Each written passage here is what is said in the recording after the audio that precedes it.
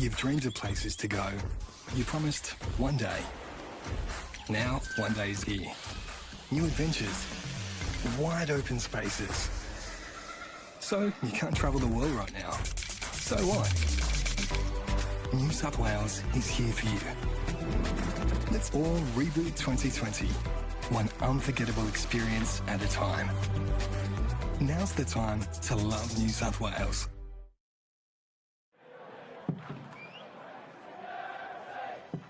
We are Sydney FC. We are passionate originals, standing proud in sky blue. We are glorious goals. Ninkovic with composure! And stunning saves. And a great save by Andrew Redmayne.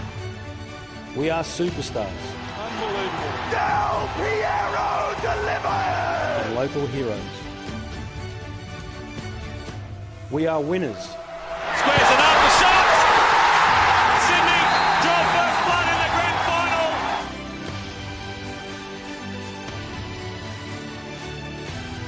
Humble in victory. We are family. We are Bay 23. We are supporting our community and investing in their future. We are unwavering. The FFA have officially taken the decision to postpone the A-League season. And now share a deeper bond. We are Sky Blue. We are Sydney. The famous Sydney FC.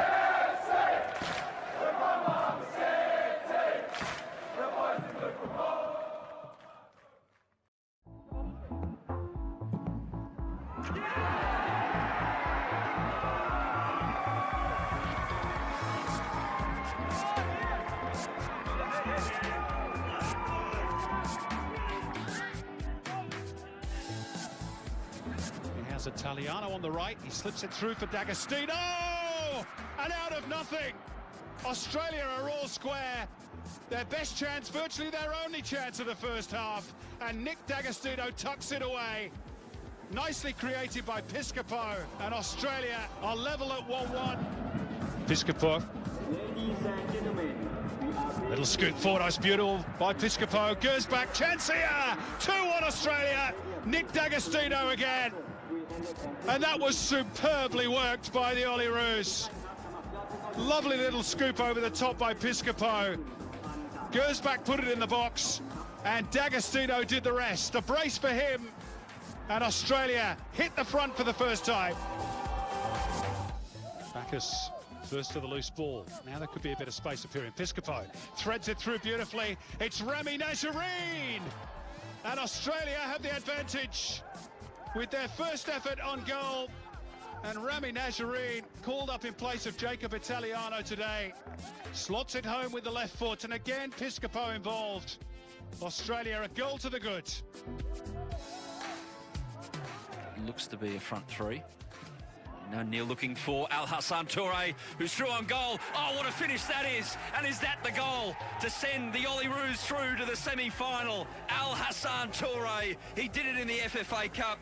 Has he done it right here for his nation? From the coaching staff at halftime, lovely pass allowing D'Agostino to face forward and wriggle his way through. Nick D'Agostino with a massive goal for Australia. His third of the tournament, and it is a priceless one. The Perth Glory youngster, 21 years of age, puts Australia in front and on course for Tokyo 2020. What a finish.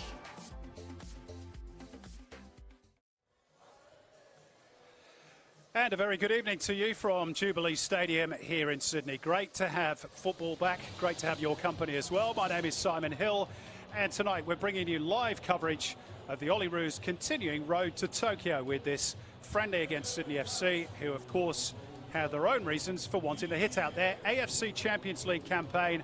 About to resume in Doha after a long layoff. They fly off to Qatar on Saturday, and the bread and butter business of the A-League is now looming on the horizon at the end of next month. So plenty to get our teeth into this evening.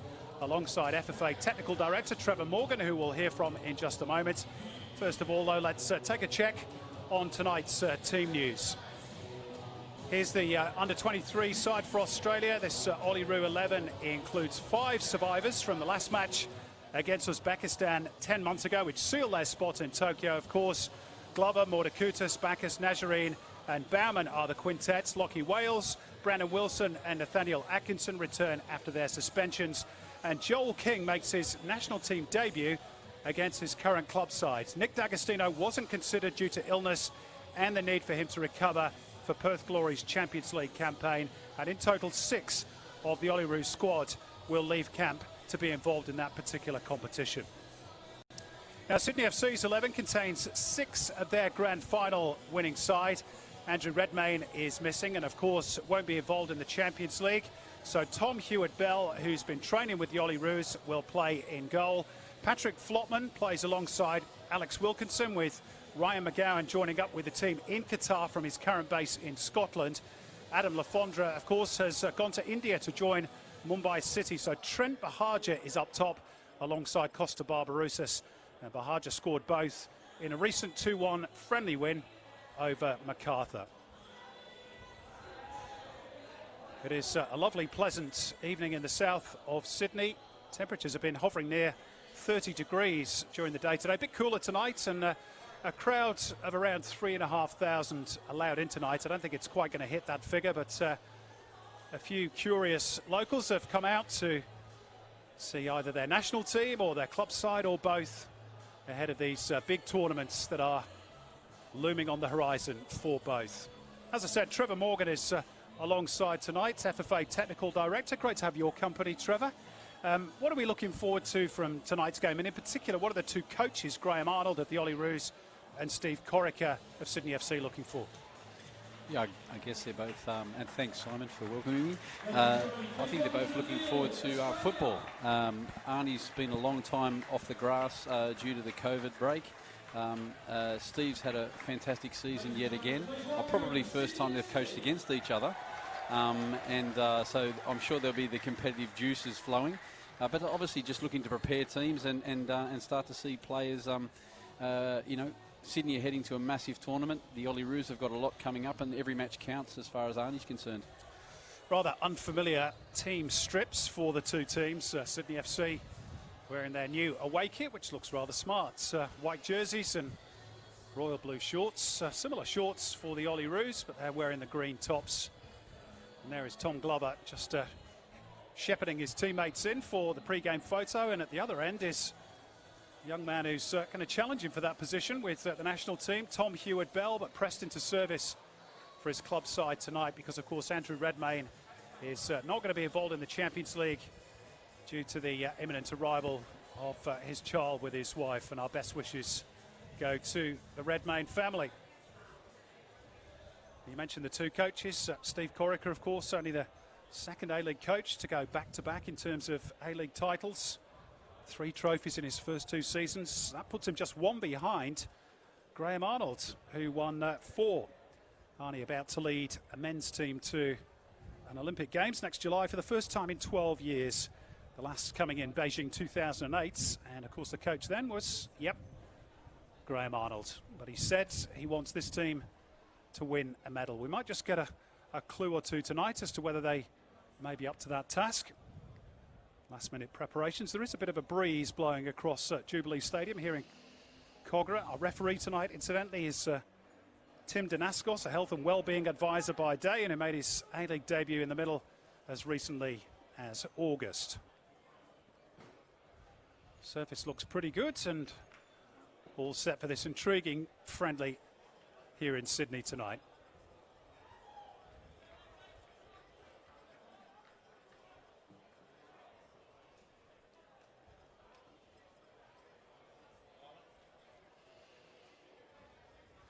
So we're live across the FFA's social channels this evening and on KO as well.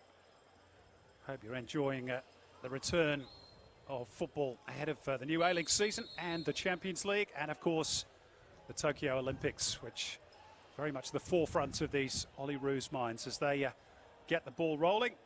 2.5 months since Sydney FC lifted the A-League title and 10 months since the Olyroos qualified for Tokyo. And out it goes off the left peg of Joel King. Going to be a bit of a strange one for him tonight, playing against his club teammates. I'm sure he's done it plenty of times in training, Trevor, but a competitive game, albeit a friendly, is something a bit different, isn't it? Yeah, definitely an opportunity to impress a national team coach at the same time as he's head coach of his club. This is Ryan Grant, very much the Sydney FC hero, of course, back in August, scorer of that winning goal off the chest. Back it goes to Tom Glover in goal for the Olyroos. Put under a bit of pressure by the pace of Trent Bahaja, which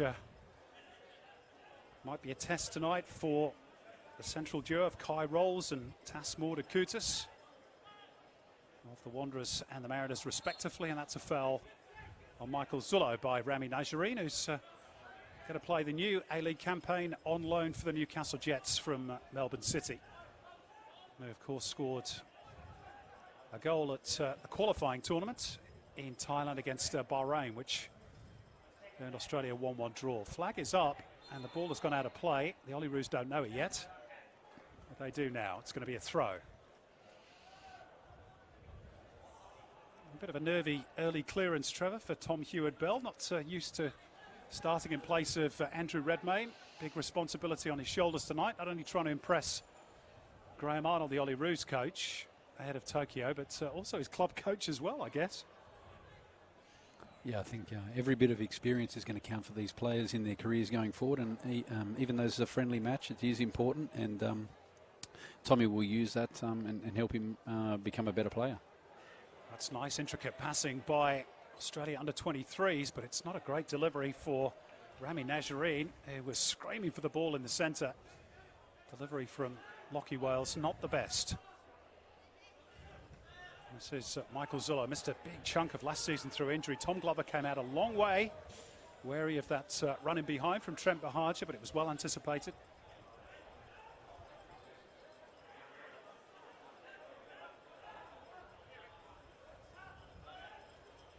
Luke Bratton just dropping between the two central defenders to set up the play, as he is wont to do for Sydney FC. Overcooked somewhat though by Michael Zullo. Easy gather for Glover. Now, how do you rate this current batch of Olyroos, Trevor? I mean, Arnie's been quite bullish in his belief that his team can challenge for a medal. Are you of that view as well? Yeah, I believe, I mean, the Australian talent is always going to be good enough if given enough opportunity to improve. There's a lot of boys here that are starting to rack up numbers of matches. Someone like Nathaniel Atkinson, who's had 57 A-League appearances now. That's starting to become a proper professional career and ready to compete at the highest level on the world stage. Still a bit to do though in terms of reorganising, rejigging the pyramid so those younger players can get more game times. It's been a real theme in recent weeks, hasn't it, in terms of the media discussion? Yeah, definitely. Task at hand. I think everyone's aware of the opportunities that were highlighted by the COVID break and many young players getting an opportunity to play more A-League time. And I think the fans will look forward to seeing young players developed in their club getting that opportunity. Little mistake by Kai Rolls. Sydney could be in behind it. It's Costa Barbarouses. Wouldn't quite sit for him first time around, and that allowed Tasmore Kutas to get back goal side and make the intervention at the expense of a corner. Those little mistakes can be so costly. Yeah, it's I guess getting used to the tempo of the match, but it was a great little creative pass over the top that created that situation. So it gives Sydney FC their first corner. Their first game at the Champions League. Not too far away. 19th of November against Shanghai SIPG over in Doha. So they resume their group stage campaign. The outswinger from Bratton. Mordakutis was underneath it. It drops here for Ninkovic, and then Rattray jabs it into the back of the net, and it's taken Sydney FC less than 5 minutes to open the scoring, and it's Paolo Rattray.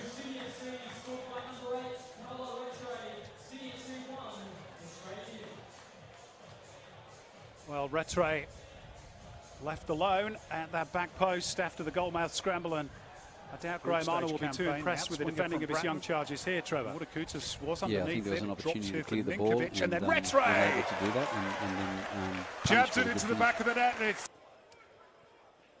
likes this ground, does Paolo Retre. Scored his only A-League goals here last season, a double against Adelaide United back in January. And there could be more on the cards here. A little bit of uncertainty, and they're going to have to be careful here, the Olyroos. Eventually it's swept away by Brandon Wilson, but almost the authors of their own misfortune again.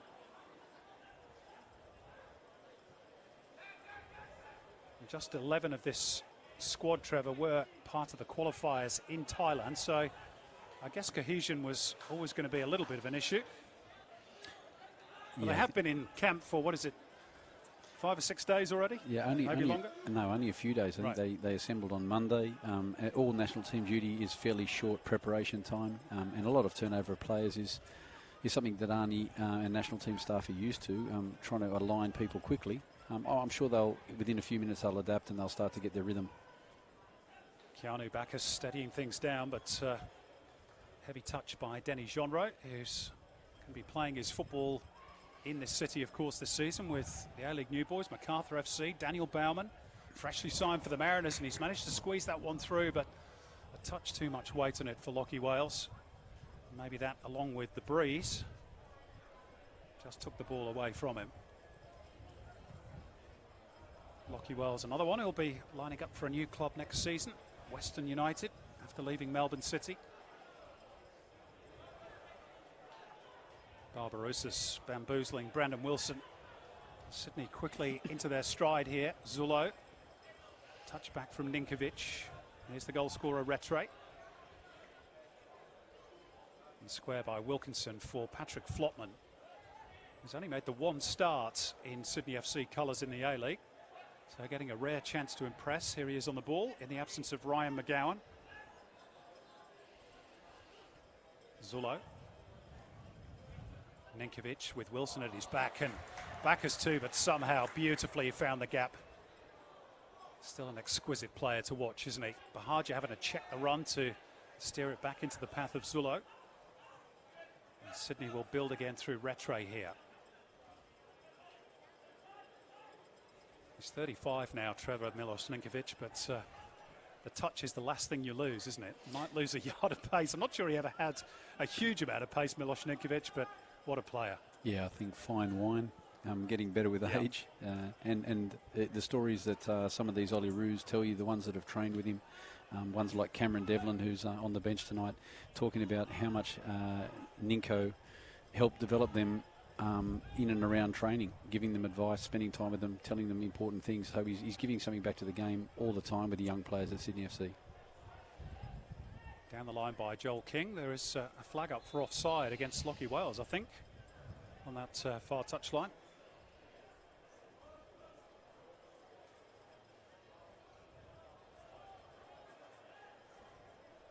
Back Sydney go for Heward Bell, who again hasn't looked too certain with his feet in these early stages. There is that swirling breeze blowing towards that end of the ground. A little bit of pressure was enough to force the error. And the Olyroos will have the throw, which Nathaniel Atkinson will take. And off Ninkovic for another one.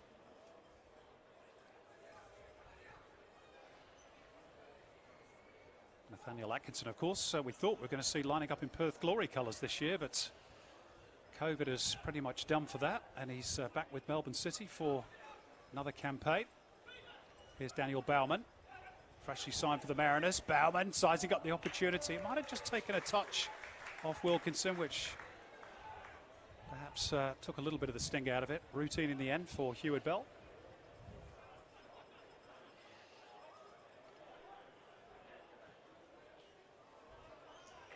And again, Heward Bell not accurate enough with the release.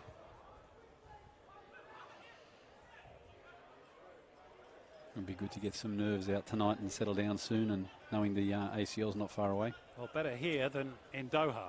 I'd think so. Especially when you're going to be up against the likes of Aaron Moy and Hulk. Shanghai SIPG in that first game, 19th of November. Incidentally, Shanghai SIPG played Asian Champions League qualified domestically last night. Reduced season over in China. And they trailed the first leg to Beijing and could only get a draw in the second leg. So they have not qualified for next year's Champions League, unlike Sydney FC. Unless, of course, they go on and win this year's tournament. Of course. And I think that's obviously, you know, an objective for all of us here, is that this friendly match is to help both. And in particular, you know, FFA itself will do anything it can to see the A-League club successful in the Champions League. Yeah, we certainly need that, don't we? Nobody's got through the group stage since 2016. Here's Keanu Bacchus, first real side of goal for the Olyroos. He was off balance. Ball just got away from him a little bit, the Western Sydney Wanderer. Olyroos looking to press high, put Sydney FC under a bit of pressure. Are they good enough to get out? Baum Johan? The answer is they are.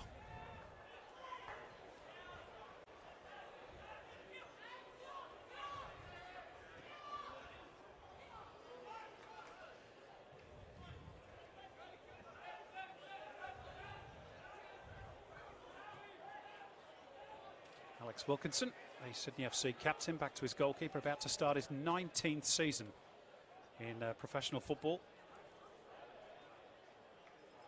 And the winner of 5 national titles overall, 3 here in Australia and 2 with John Book Motors in the K-League. Another one of the teams that Sydney will face in their Champions League group in Doha.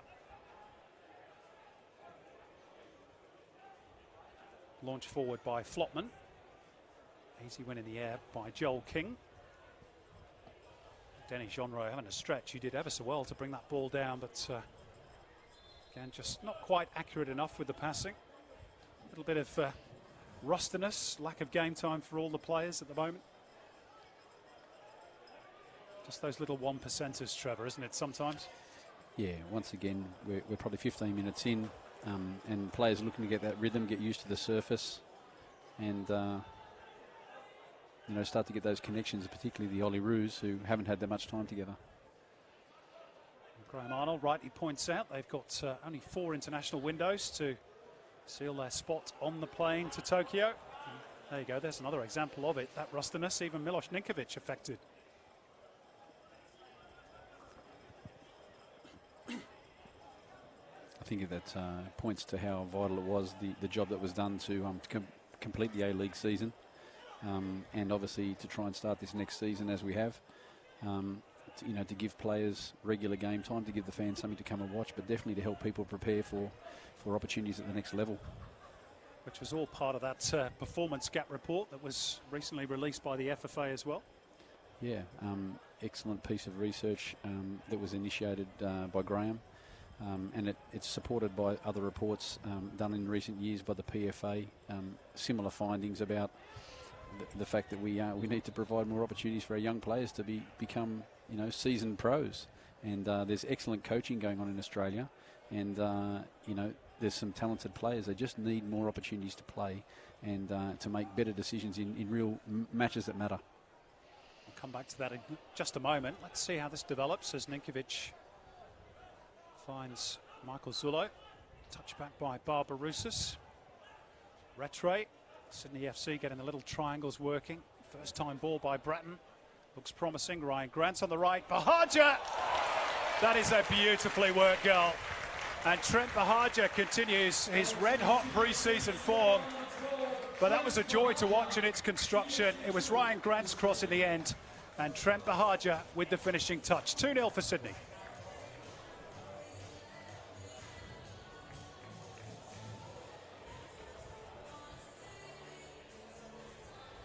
Well, I think not only will Steve Corica be happy with that, but of course Trent Bahaja is part of the Olyroos setup as well. So even though Graham Arnold might have grimaced at the defending or the way that Sydney FC were allowed to build that goal, Trevor, he won't be too unhappy with that sort of a finish from Bahaja.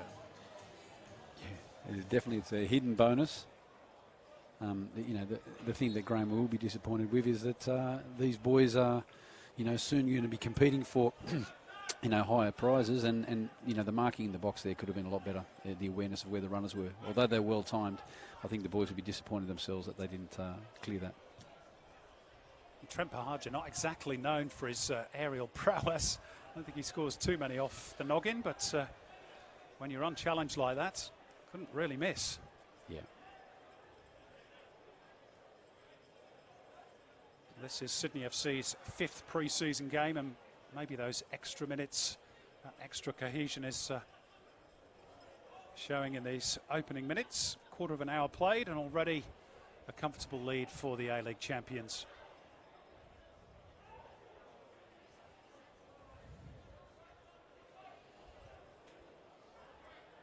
Clipped forward by Grant.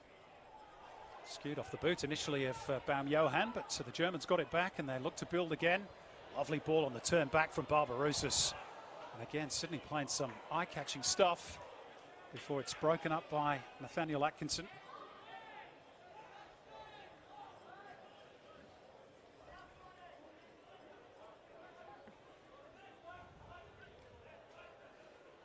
We will see changes, and plenty of them, as the game goes on. Graham Arnold saying in his media conference yesterday that they'll bring on substitutes in batches in the second half, so as to try to not to disrupt the rhythm of the game, which can sometimes happen, can't it, in a friendly game? Constantly stop-starting for individual changes. Yeah, definitely. It's always one of the, you know, one of the fine balances in these types of matches is giving people an opportunity to play and understanding that will throw the rhythm out. Clipped forward by Zullo. Bahaja with Atkinson at his back, and it will be an Olyroos throw.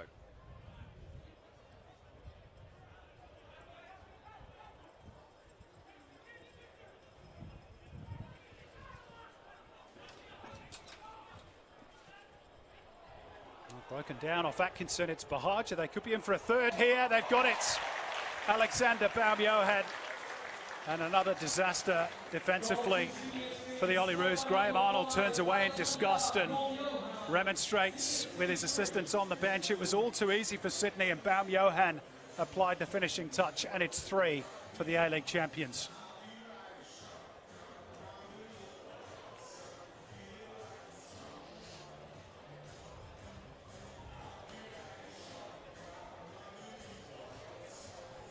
Well, all too easy, Trevor.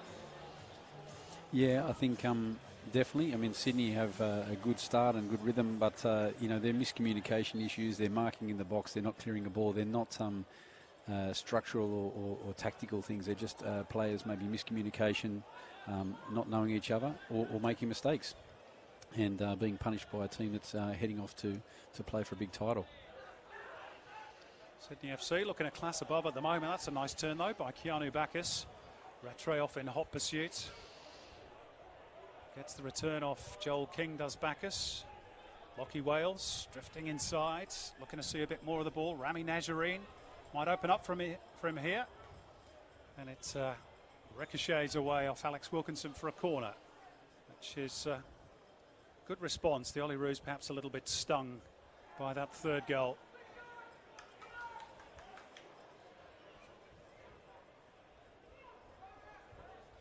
See if Graham Arnold's team can make a dent in Sydney's lead from the corner. In swinger, the wind makes it tricky for the defenders. Baum-Johann first to react, and cool and calm enough to get his way out of trouble.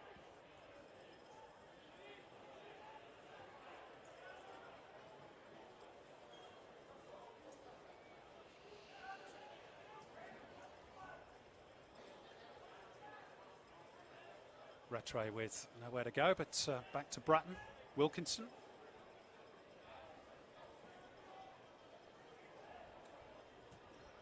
Hewitt Bell given another test with his feet. More accurate this time, but Grant was beaten in the air by King. And here come the Olyroos with Nathaniel Atkinson. Heavy touch, but he's got away with that one. Threads it through the legs, and Nazarene goes across goal and did take a touch on the way through. It's going to be a corner. And that's better from the Olyroos, Trevor. Yeah, a little bit more composed, strung a few passes together and got themselves into position with a good quality ball played into the box. It was a little bit lucky at the last minute, but got Rami into a good situation where he could make that choice to shoot or deliver for someone else. So the corner punched in towards the edge of the 6-yard box and solid fist away by Heward Bell. Ninkovic thought that Baum Johan was behind him. The cross by Najjarine. Again, the wind perhaps got underneath it. It's not accurate enough for the Olyroos. Had a good move for Rami Najjarine, Trevor, to go to Newcastle Jets on loan, try and get a bit more game time. He struggled for it really last season at Melbourne City. Yeah, easily. Sort of underlines what we were talking about before. Easily answered at the end of the season. You know, does he play 25 matches of football? Rami has a great deal of talent and needs to develop that in competitive situations. So definitely look forward to seeing what happens once the A-League gets started. I think it was actually Luke Bratton who's on the pitch tonight who said he felt he had more natural talent than even Daniel Arzani, which is a great compliment, but he's just not been able to make that solid enough breakthrough as yet, has he? No, and apparently he was running hot before the World Cup in 2018 and sustained an injury to his shoulder, and that's when Daniel Arzani started getting opportunities in the A-League squad. Prior to that, they were actually very impressed with Rami and looking to play him a lot. He's back in his home state this coming season. Started his career with the Western Sydney Wanderers, of course, at A-League level.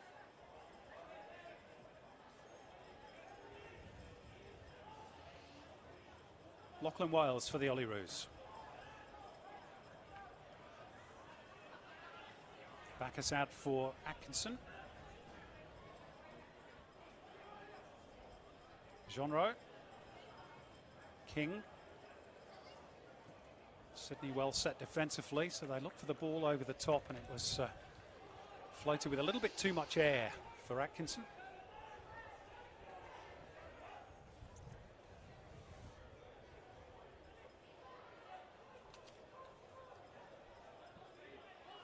Heward Bell being given plenty of work with the feet.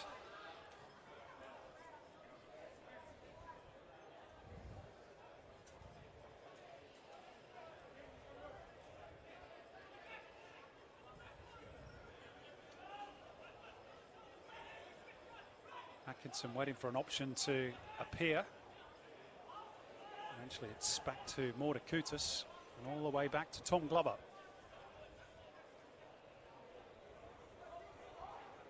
We just talked earlier, Trevor, about Australia's chances of perhaps getting a medal. Just wait and see how this develops, because Kai Rolls has got himself into an awful mess. It breaks for Barbarouses. Here's Bahagia, and the heavy touch gets the Olyroos off the hook. But again, those defensive errors have been prevalent for the under-23s in the opening 23 minutes. And just on those chances of winning a medal, you have to go back to 2004 in Athens to find the last time a men's team actually won a game at the Olympics. That was Serbia-Montenegro 5-1. The likes of Tim Cahill and John Aloisi were playing in those days. Yeah, look, it's a fair while. And Graham will be the type of person that will use that as a motivation tool for the players, setting targets, trying to reach higher standards, and he'll make the boys aware of those things when they get to the tournament. There's an opportunity to write their own history. See, now they're starting to get a few passages of play where they're controlling little moments of play and setting themselves up to try and create something. So, we're now nearly half an hour in, 25 minutes in, and they're starting to find some connection. But obviously, at the present time, Sydney well in control overall in the match. Stringing the passes together very nicely indeed. Ryan Grant opens up the field for Michael Zullo on the left. He has Bahagia and Barbarouses to try and hit. Doesn't manage to hit either of those, but retrieved by Ninkovic. Olyroos now back in numbers.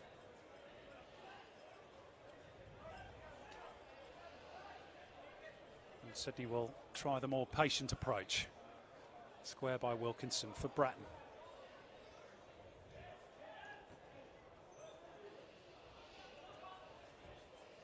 There's a bit of room here for Ryan Grant. Broken up by the Olyroos. Now they can spring forward perhaps, but transition was a touch slow. They're still in good field position, and Lockie Wales trying to pick out Bauman, but again it's over hits, which has been a feature of their play first half in an attacking sense. Yeah, the decision there would have been better to keep the ball and be a bit patient, but I guess Lockie's trying to affect the play, he's trying to make something happen, and I think there are things that Graham will address at half time about the mindset, about how to play, and not so much worry about the score, but look at the way you play the game. And in both phases, you can see in defence, they're working on a particular pressing method. They've got the three midfielders trying to cover a lot more space across the width of the pitch, and the wingers forcing play inside. So they've got tactical objectives you can see quite clearly in the game, and that's not been the cause of the goals. The goals have come from individual errors. Not sure Luke Bratton was particularly happy with that challenge from Brandon Wilson, but the decision went the way of the Olyroos. And now they try more incisive passing, but Wales and Joel King making progress, only momentarily halted by Grant. The cross comes in, it's fisted away by Hewitt Bell, and then a slip by the goalkeeper from the follow-up shot from Nathaniel Atkinson, but he managed to recover in time and keep Sydney FC's goal intact. Now that's probably the Olyroos' best moment of the game.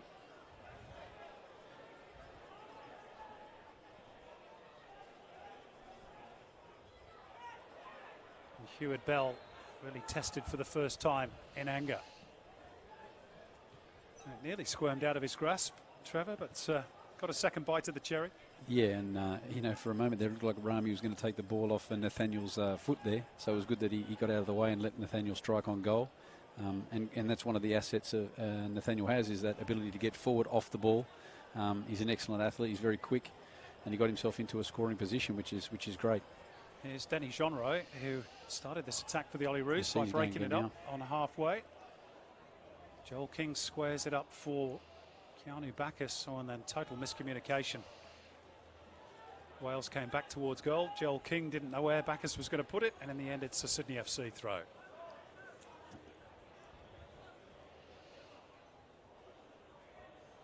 And that sort of understanding is only built over the weeks and the games that you play together, isn't it? And when you've been out of action, as the Olyroos have for 9-10 months, it takes a while to get it back. Yeah, and there's knowing the pattern of play or the style of play that the coach wants, and then there's also individual understanding between players. The guy that wants it to feet, the guy who always wants it to space, when to release, and those things take a little while to get that connection.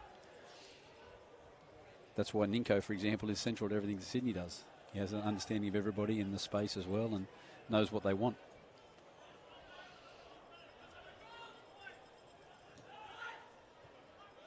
Little touch around the corner, which was nice from Rami Najari.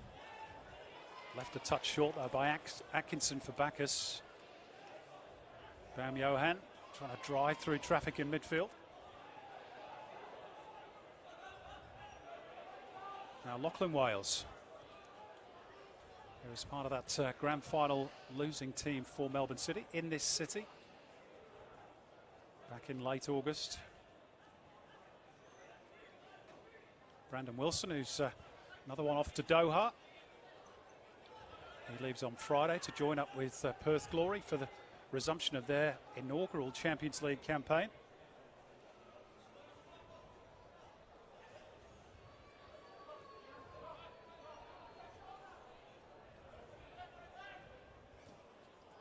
No real options for Tom Glover. He's had a fine season between the sticks for Melbourne City. Quickly taken throw by Zullo. It was the right idea. Barbarouses gives him the thumbs up, but fortunately for the Olyroos, Trevor, Tasmore Kutis was alive to that danger. Yeah, and that whole situation came from they had possession of the ball, they had players in good positions, they just didn't move the ball quick enough to take advantage of it, and then Sydney's able to be effective in their press. The fullbacks both got high, they just need to move the ball a lot quicker, and they'll start to find space.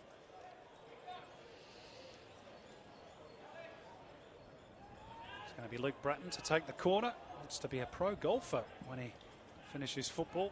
Goes to the little pot along the green to Bam Johan. Clips it back for Rattray. Scorer of the game's opening goal after just 5 minutes. Here's Bam Johan, who got the third. Cross with the outside of the boot.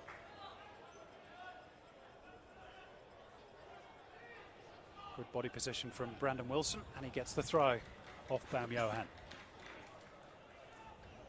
Missed out on a starting spot in the grand final, Alexander Baumjohann, to Anthony Caceres. He came off the bench.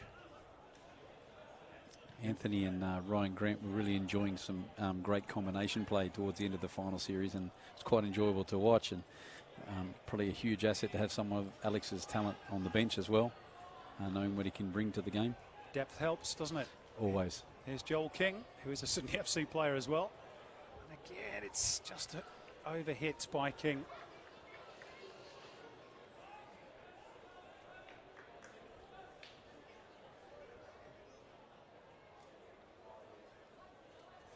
Lockie Wales in the end unable to retrieve it.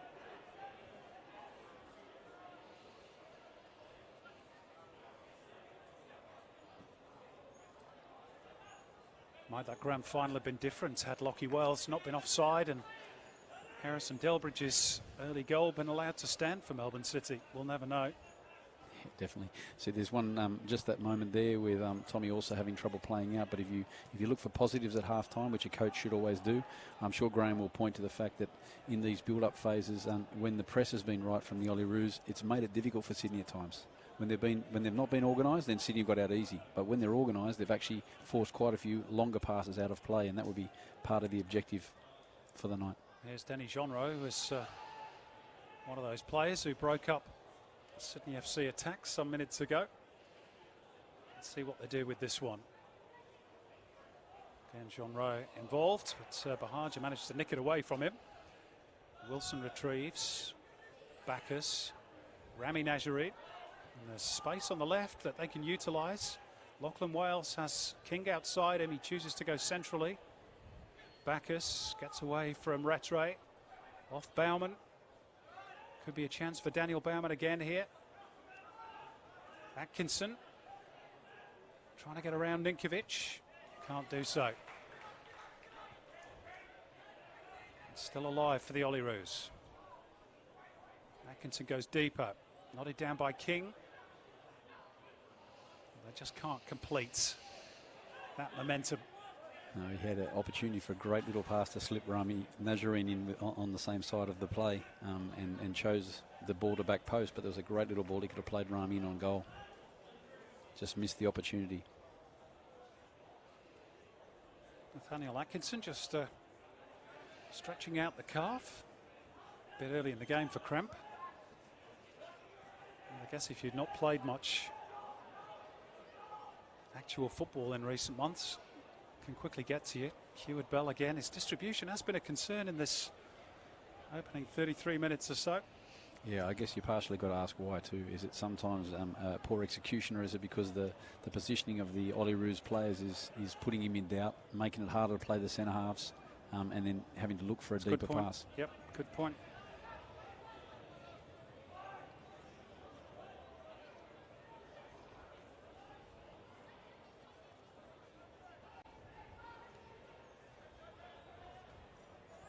Kai rolls to turn it back to Tom Glover. Bacchus being pressed by Rattray. Sydney looking to keep the Olyroos boxed in. Strong challenge by Luke Bratton, and eventually the referee does blow the whistle, just waiting to see if the advantage would accrue. The Olyroos quickly away. Lockie Wales. And there's a bit of a collision there with Bratton, which has left Lockie Wales in a spot of bother. Somewhat winded. Luke Bratton goes to check as to his welfare.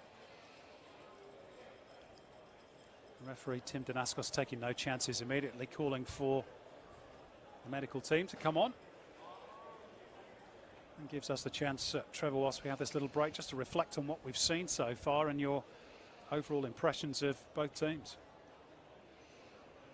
Obviously Sydney not fully extended at the present time. They're not having to do things at top pace, but they're showing their you can see their structure. You can see that they're a well coordinated team. You know, they're champions, and they've made some chances for themselves through things that are consistent in Sydney's style of play. Their pressing system's the same. They can take the pace out of the game if they want, or they can press on negative passes. So they've been the dominant team for that reason. I'm probably a bit biased here, trying to keep an eye on the Olyroos and look at how they might improve over the coming months.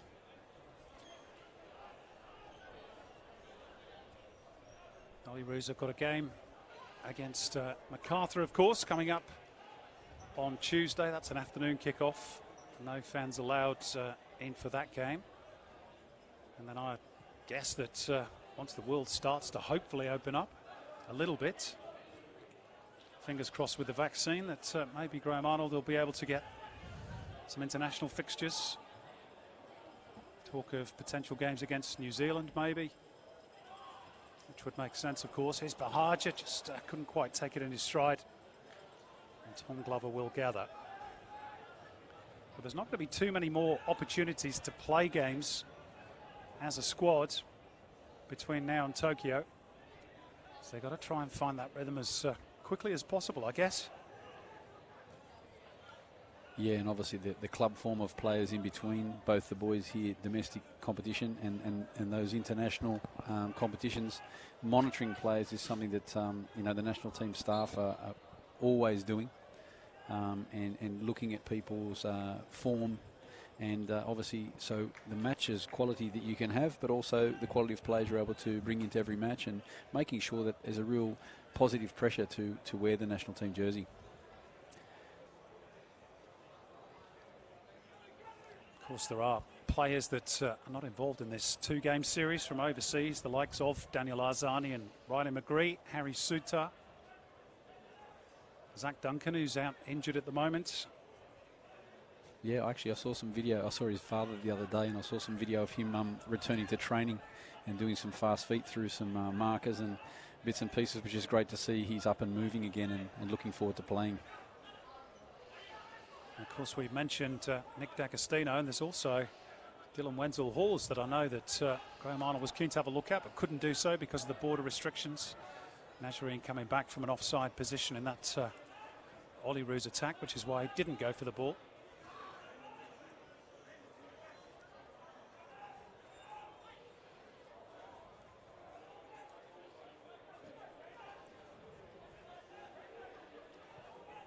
Turned back by Patrick Flotman, who's looked reasonably composed in one of his rare starts for Sydney FC. Look at that from Ninkovic.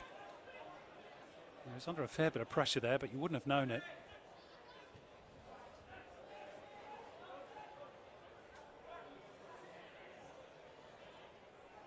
It's as much between the ears as the talent in his feet, isn't it, at times with Ninkovic? Yeah, definitely. And Paolo read him well and supported him to get the return ball. So those little connections of playing together. Yeah.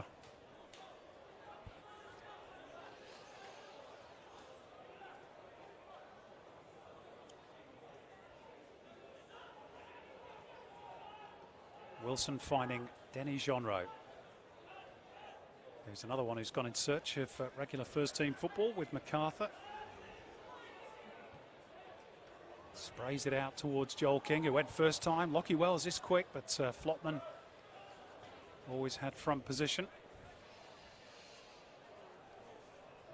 23-year-old who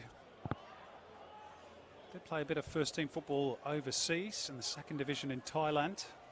Earned him a second opportunity. We talk about pathways, Trevor. Sometimes the the line isn't straight, is it? You've got to take a zigzag approach to get where you want to go. Yeah, definitely, and I think the point about that, Patrick's been with the club for a long time, and he's still only a young man, and you've got a captain like Wilco that you're waiting for him to retire probably to get more game time. But don't tell Wilco that. We should be very honest and say it's everyone's responsibility to try and a young player like Patrick, if his journey's not exactly a straight line to the top, then let's keep helping him. Whatever he's giving everything he's got and wants to improve. We're looking, for the country to try and help these young players stay on track and give them more games to play, a reason to keep going. Real up and under from Joel King. Zullo was underneath it. Ninkovic got a touch, but Atkinson has the ball. Now Nazarene, it's all very tight in there, and it was late on Nazarene. Zullo. Free kick for the Olyroos.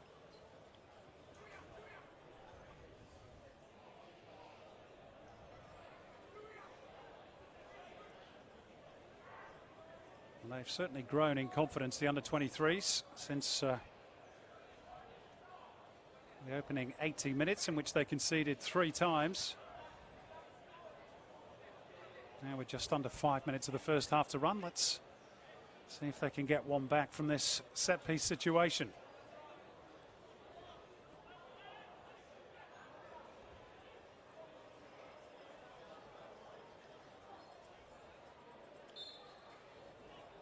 It's going to be Rami Nazarene who goes low and hard. Second bite at it. Came off Barbarouses last. Going to be a throw for Graham Arnold's team.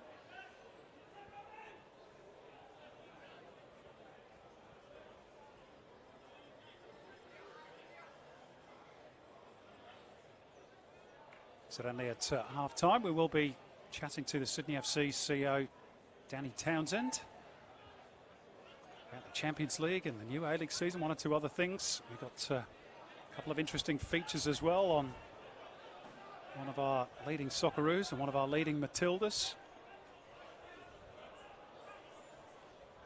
So no cup of tea for you at half-time, Trevor. You have to earn your coin in this kick. I'm pretty sure you'll be the busy one.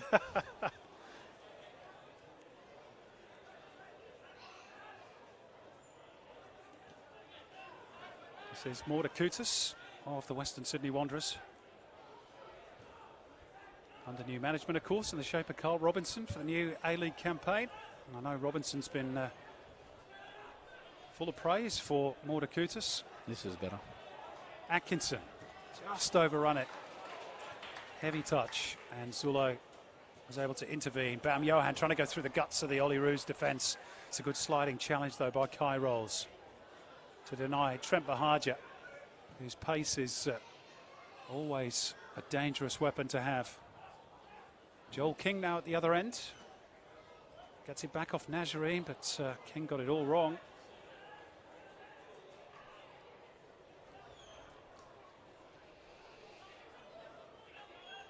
Linkovic. Neatly done on the turn. Rattray and then Bam Johan.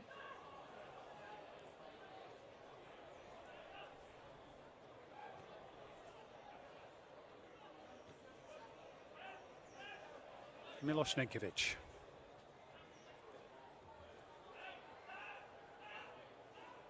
Little pirouette by Zulo. Back towards Ninkovic. Rattray in the left fullback position almost. Ninkovic again. Broken up by a combination of Bacchus and Wilson. And they could be in here. The Olyroos, it's Rami Nazarene on the right. Rattray giving chase. It's Nazarene. Steered away for now by Grant.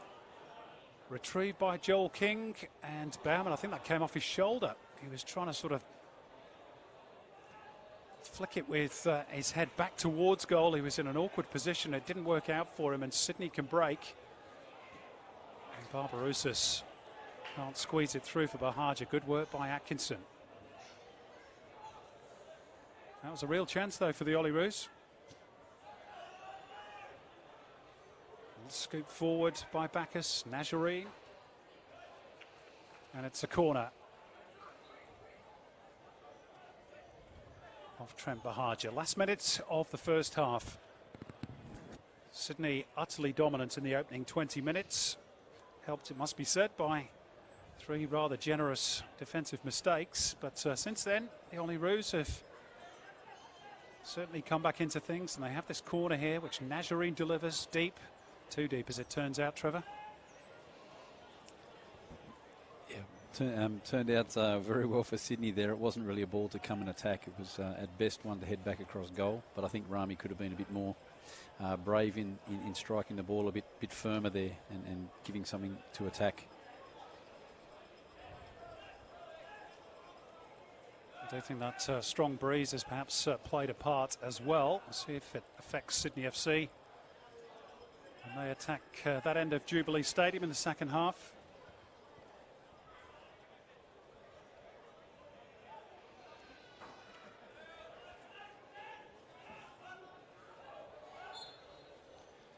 And there we go. No additional time to be added on.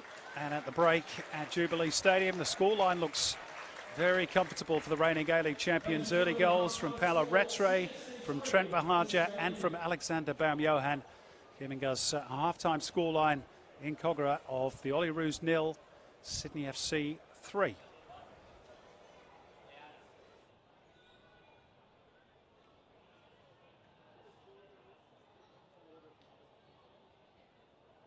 Spectators must comply with Football Federation Australia's terms of admission and the venue's conditions of entry, including provisions relating to security screening. My husband decided, yes, we got to get out of India, and we were accepted to Australia, and we came here, and the rest is history, really. At that time, all the Anglo-Indians were leaving. We sent my younger sister to England, and we were going to follow, and we never followed. The doctor said my husband wouldn't make it because of the weather, so then we applied to come here. I think that we made a fantastic choice. Hey Nan, just want to say how grateful I am you chose Australia as your country from India. So proud to be your granddaughter, so proud to represent my country, and hopefully every time I step on the field and wear our last name, I represent my family well. Look at that, isn't that beautiful? Miss you, love you, hope you're well, and I'll see you soon. Oh, that's fantastic. Isn't that amazing? Am I the first one to have one in the family? Woohoo! I came here, I used to cry all the time because I'd never ironed anything, I'd never cooked. I would go to the butcher and say, wait for everyone to leave the shop and say, excuse me, could you tell me what that is? Oh, that's so-and-so, so-and-so. Could you tell me how to cook it, please? And I'd go home and cook it, and nobody could eat it. Out would come the ham and eggs. She just loved her sport. She was always kicking a ball, running around. Why not throw in the flip? There's the backflip. I love her cartwheel ones, and the one that was on the Opera House, that was just amazing. So how do you feel when you actually see her playing for Australia? Oh, it's hard to describe the feeling. It's so much pride. It's absolutely amazing. The places she's traveled to, and it's such a mixed culture. The people she's met and the people that I've met through her games, you know. Now I just love to watch her play. It's so sad that she's so far away now. All the way through for Sam Kerr! 10 out of 10 in 2019 for Australia's Golden Girl. Whenever she comes home, she's always here, or we go out for a coffee or lunch. She never fails to come and see me and take me out. I know she thinks of me all the time, but it was just unbelievable getting that jersey. Thank you so much, darling. I love you. Keep safe.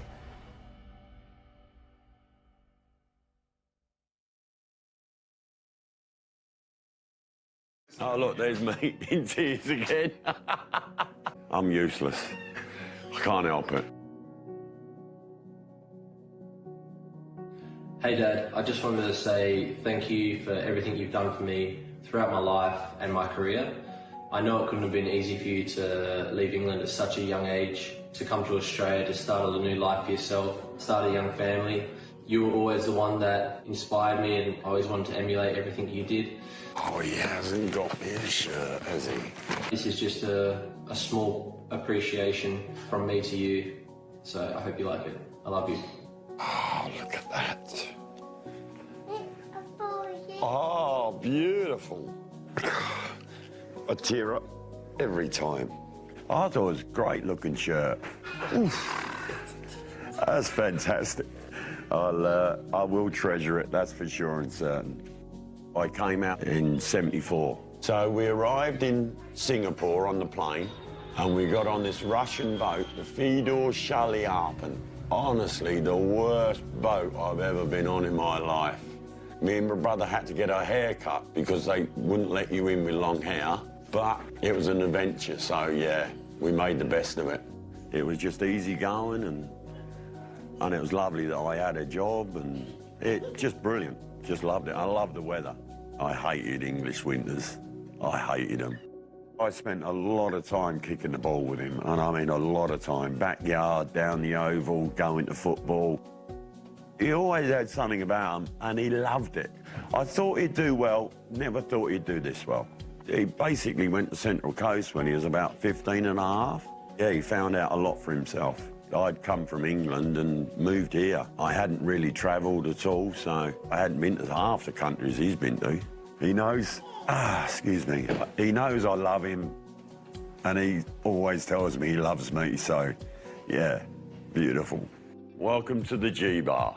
The G-Bar came about, I just said, well, if you want to come over for a beer on the way home from work, do so. Well, that's when they won the Asian Cup over in Sydney. The header is in from Trent Sainsbury. We were all across for that, about 20 odd of us. This was his, number 15 was his first ever shirt when he sat on the bench. I forget the name of the coach, but he didn't play him. Silly man. This is when we were in Russia, when Trent was out sprinting him, and they reckon he's the fastest player in the world. Don't think so. Trenny, shirt, fantastic. When I got it, you know I'm bloody tearful all the time. I can't help it when it's you. Thanks, mate, and thanks for all your help. And I love you, and I really want to see you soon. Cheers, buddy.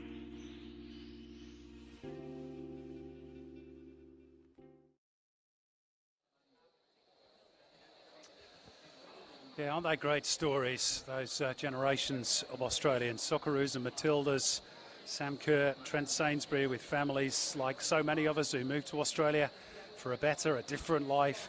And look at what their sons, daughters, granddaughters, grandsons have done, now representing the green and gold with pride. We're back here at Jubilee Stadium, half-time between Australia under-23's and Sydney FC. Sydney FC comfortably in the lead by 3-0. And I'm sure that makes our guest Danny Townsend, the CEO of Sydney FC, a very happy man at the moment. Good to have you with us, Danny. Thanks for your time at half-time here at Jubilee Stadium. Your thoughts on the first half? Yeah, look, it's great to see football back. Yeah. You know, it's nice to see the young guys who've obviously not played a lot of football together come out and play against a team who's played a lot of football together, and you can probably see that by the score. But I think the Olyroos are doing a great job coming back into probably the latter end of the first half, and it should be a fun second half. Strange one for a couple of them. We've got Tom Hewitt-Bell playing for Sydney, but he's also involved with the Olyroos, and Joel King playing for the Olyroos, but he's coming with you to the Champions League to play for Sydney. I bumped into Joel down in the tunnel and ignored him because he was wearing the opposition strip, but no, it is a bit of a strange one for the guys. But look, it's great for them to get this experience and play with a bunch of different players, and you know, I think they're enjoying it from what I could tell, so it's great. This is your 5th pre-season friendly so far. We're calling it pre-season because, of course, it's the A-League season that starts on the 27th of December. We'll talk about that in a moment. Before that, you head off to Doha on Saturday to resume your AFC Champions League campaign.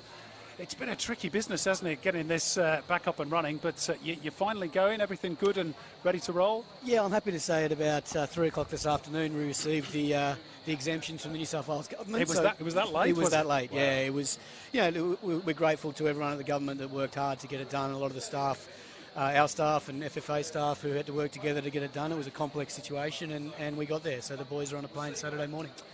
How are you going to go when you go over there? 3 tough teams, 3 big teams in Asian circles. Shanghai SIPG, along with Aramoy and maybe Hulk and 1 or 2 others. Arnautovic. You've got Yokohama F. Marinos with Ange Postecoglou, of course, that we know, and John Book Motors. It's going to be tough, isn't it?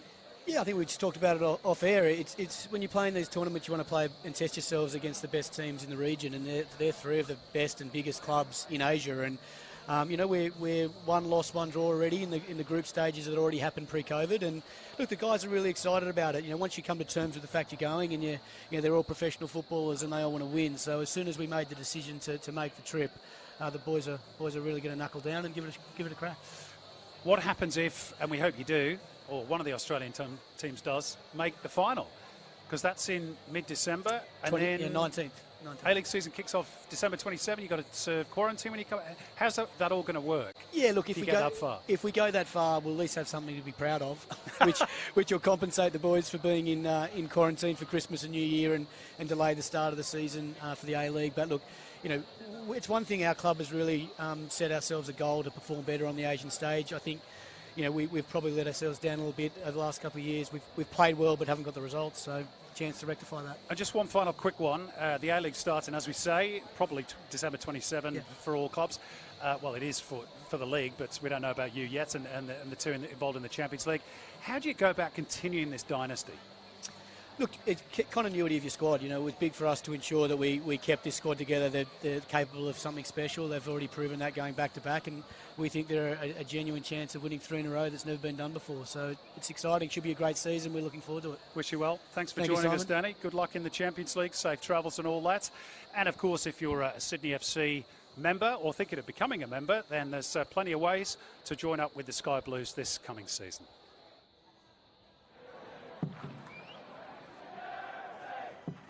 We are Sydney FC.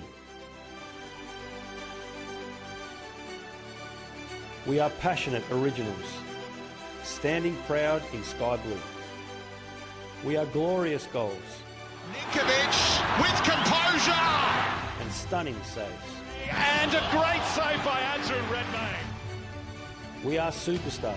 Unbelievable. Del Piero delivers! And local heroes. We are winners. Squares it up, the shot! Sydney draw first blood in the grand final.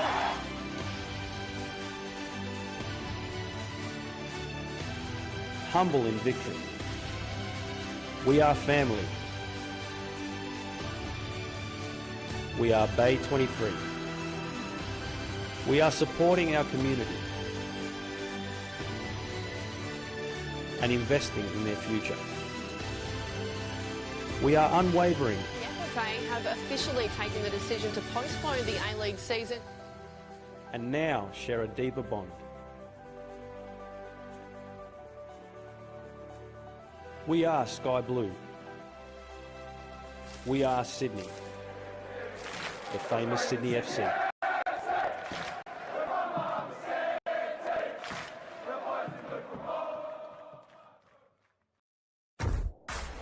You've dreamed of places to go. You promised one day. Now, one day is here. New adventures. Wide open spaces. So, you can't travel the world right now. So what? New South Wales is here for you. Let's all Reboot 2020. One unforgettable experience at a time. Now's the time to love New South Wales. Back live here at Jubilee Stadium. Second half not too far away. We'll bring you news of a couple of changes for the Olyroos in a moment or two. Before that, I want to chat with Trevor Morgan about this theme of player pathways. We're going to focus in on 3 of the Olyroos, Trevor, starting with Tas Mordakutis. And these pathways are important to give recognition, I think, for these junior clubs that develop these players, often without any fiscal return, at least until we get a transfer system, which we hope to have soon. And Tas Mordakutis is a good example of this. Started with the Marrickville Red Devils, came through Football New South Wales National Training Centre, Sydney Olympic FC, and now he's with the Western Sydney Wanderers. Yeah, and I think that's a thing to highlight, is that you have a pathway, that you have a number of clubs that you develop through. Your national team is the one that you stay with for your life. But it's something that we feel is really important, is not only bringing this transfer system, which helps compensation fees come back down, but also the recognition that people who've played a part in helping a player get to the next level, we need to reward those people both with recognition and eventually, with some money. But the important thing is, that's how we would like people to think about players in the game, is about raising their standard and being happy to let them go when they need to go to a high level. You just saw a shot there of Nathaniel Atkinson jogging out for the second half. He's another one that sort of epitomises this, what do we call it in the first half? The jagged pathway. He started with Riverside Olympic and then, of course, was Football Tasmania National Training Centre, now with Melbourne City. Tom Glover, the Menai Hawks, he started off with Sutherland Sharks and then went to Tottenham, of all clubs. Your club as well, Trevor, I know that. And then the Mariners, a loan spell at Helsingborg, and now with Melbourne City. Yeah, and I'd like to think, someone like Tommy, who Graham's very impressed with, it's a bit like Aaron Moy's journey, moving overseas, meeting a challenge and they're needing to come home and play a lot more football. So we'd like to think that, with great performances like he's had in the recent A-League season and performances for the Olyroos, is an opportunity for him to really stand out in this league and also get a second chance at the highest level. Just waiting for Sydney FC to retake the field, and just quickly ask you about the alignment of the national football calendar, which I know is a piece of work that you've been very heavily involved in. I think you're actually writing it, aren't you? Look, fortunately, we've engaged a team of people right across all departments of FFA to try and pull this together. But the idea is, if you line things up, there's a chance from the financial point of view, for transfers to happen because the leagues are aligned and players might sign longer contracts. But more for the public is that we can pick certain windows of time in the calendar where we can have a Matildas match at the same time as a junior national championships, as a coach education course, and really build a whole community feel and a festival style of activity that we can promote the game, connecting from the top to the bottom.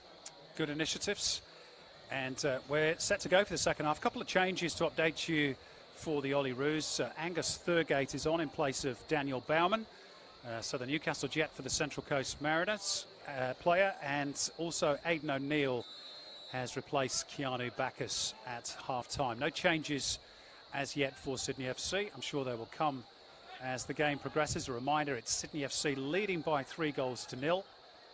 Goals from Rattray, Bahaja and Baum-Johan. But the Olyroos were certainly much better as that first half progressed.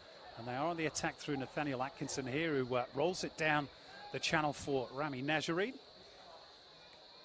He's got Michael Zullo at his back, and he earns the second half's first corner. Yeah, and a positive action there from the Olyroos straight away. Forward run.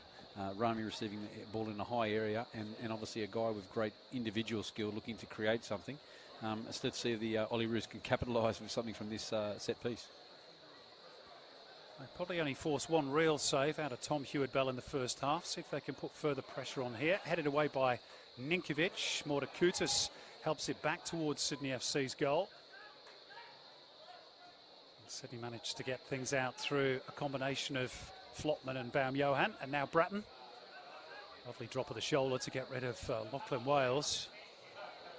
Barbarouses outnumbered in that midfield congestion. Denny Jonro driving forwards. It's Najareen again, waiting for Joel King to join in. He's used as a decoy. And a switch from Aidan O'Neill. Looking for the give and go with Nathaniel Atkinson as he overcooked it somewhat. Managed to keep it in play. Angus Thurgate on the turn. And it was Wilkinson who made the block. But a good start to the second half by Graham Arnold's team. Yeah, definitely some positive play, and good to see straight away trying to combine and attack, which is a great mentality, despite the scoreline at the moment. As you remarked upon in the first half, Trevor, I'm sure Graham Arnold said, look, forget about the scoreboard. It's about how we play. Yeah, for sure. And you can see Rami starting to drift into these areas regularly now. That's where he likes to play more in the pocket, a bit more central, and that's allowing Nathaniel to get forward regularly. And I think if Rami starts to receive more balls in that area and Angus has good movement, there'll be opportunities come for them. Joel King equally high on the other flank. Here he is on the ball. Trying to weave past 2 or 3 of his club teammates, and now he's chasing Alexander Baum-Johan. He had a pretty straightforward finish for the third goal as long ago as the 18th minute. But since then, the Olyroos have very much steadied the ship. Nonchalant little flick from Baum-Johan.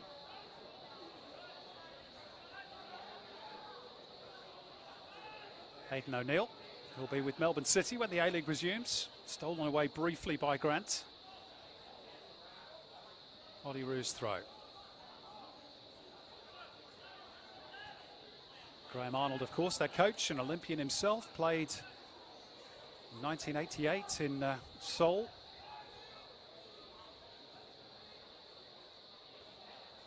They went out in the group stage in that particular tournament. And just once out of the group since 1992, that famous team in Barcelona that finished 4th. And that was in Athens 16 years ago when they got to the quarterfinals. But since then, Trevor, it's been rather slim pickings. Yeah, it's a difficult tournament. It's it's a very interesting tournament because of the ability to bring a couple of overage players in can really affect the quality of the tournament. Some real superstars can be there, but it's one that Australia has to take responsibility for, that we've struggled to qualify for these tournaments, and those experiences you know, can be very, very influential in a player's career. Playing at that level of tournament, the number of players who are an Olyroos who go on to be a Socceroo is enormous. It's nearly 90%. Given that Graham said yesterday he'd be quite happy to take a full squad of under-23 players, and there is still that potential for the Socceroos to be playing in the Copa America next year, that would sort of make sense, wouldn't it? Yeah, I think so. It's a very congested calendar due to COVID, and all it can mean is great opportunities for players. Yeah. And right now is the time to make sure in the coming season you're really informed. You're the one that Graham wants to take. Well, the Olyroos having plenty of territorial possession in this opening stanza of the second half. Sydney are out of their own part of the field now through Ryan Grant on the right. And beyond him is Costa Barbarouses. The cutback is nice too. Baum-Johan. Just that final ball missing. It was behind Milos Ninkovic. And that opens up the space here a little bit for Rami Nazarene to stretch his legs on the right. Has Thurgate in close attendance. Oh, he slips it through beautifully, but just slightly overhit for Lockie Wales. But that's Rami. That's what you see there. That's what Rami is. He's less likely to take the player one-on-one and pull the trigger himself. He loves to look for runners, and he's got great weight on his passing. Slightly overhit that one, but you could see what's in his mind and see the football there. Newcastle Jets fans will be excited to see that ahead of new A-League season. Meantime, Baum-Johan can't find a way past Joel King.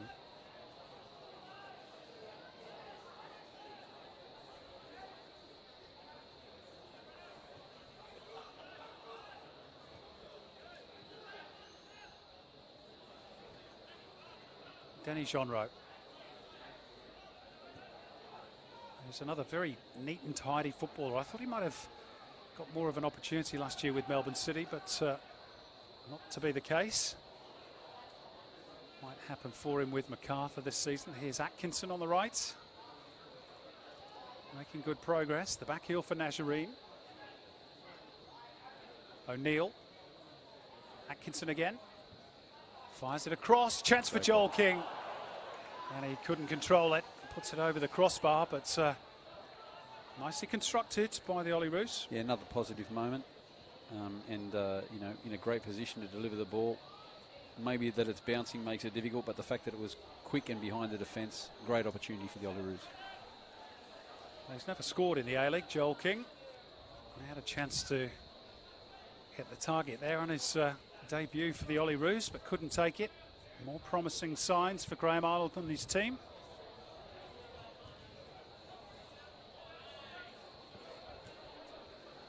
So a great story I was reading, I think it was a while back actually, but Joel King, of course he was a boyhood Sydney FC fan. When he was about 9 or 10 years old, he actually had a photo with Ryan Grant taken outside the Sydney Football Stadium. That's brilliant. And now he's playing in the same team as him. Well, not tonight, obviously, but...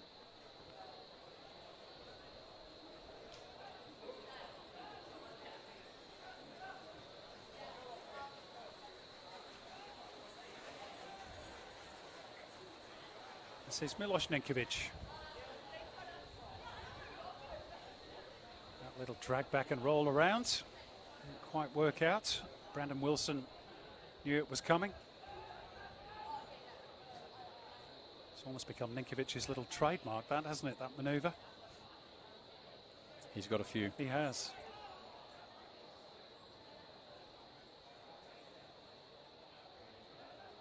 Yeah, that story you raised about Joel King, I think it's great to see players that were fans of a club playing for the club. Similar thing happened with Daniel Wilmering over at Western Sydney the other year, from ball boy to first team player. It's all about building that football culture, isn't it? Yeah, and I think that connection with their club is important. You know, was mentioned in the Golden Generation report a few years ago, the connection between players and the club they grew up at. That doesn't always happen now. Kids tend to move a lot more, but you know, we'd love to see more of that connection, and I think the fans would as well. And that's what we saw in the COVID break, was some young talents in the club getting a chance to play.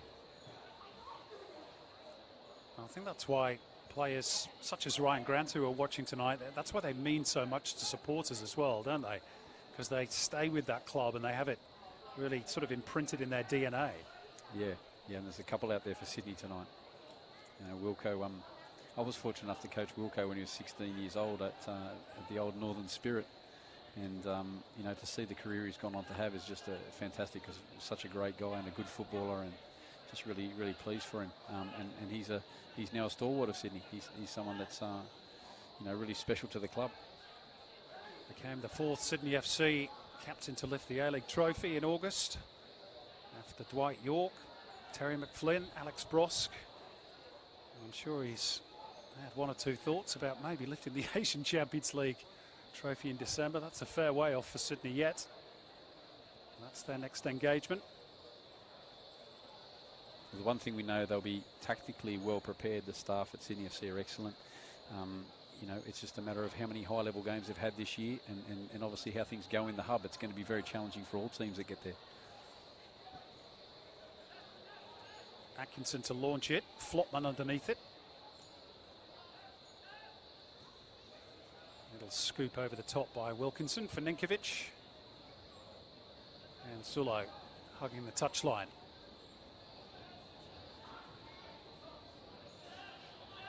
Pinged effortlessly by Ninkovic across to Grant. He clips it down the line to find Trent Bahaja. He's trying to find a trick to get his way around Kai Rolls. Couldn't do so.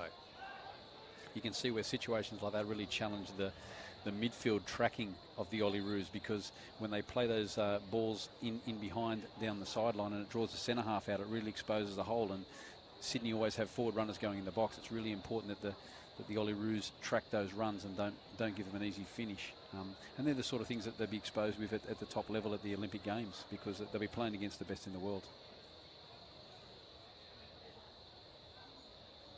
Now, could the Olyroos get caught here trying to play out from the back? Brandon Wilson does pick out a teammate in Nathaniel Atkinson, but they've turned the ball over. Ninkovic, referee Tim Danaskos taking evasive action. Sydney going to make some changes of their own presently. You can see Anthony Caceres has been called towards a technical zone.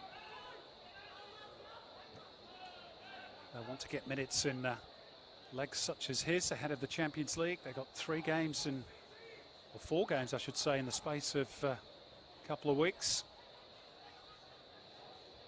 Barbarousis, Rattray lets it run. Ninkovic, Bratton, Grant wanted it, maybe should have had it.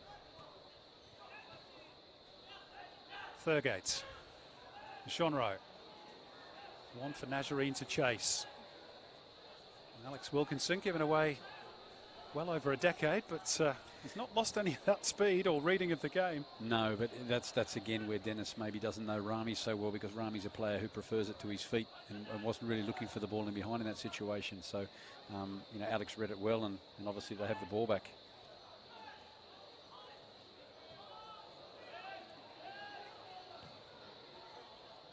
Rattray, lovely ball, but Zullo with the miscue.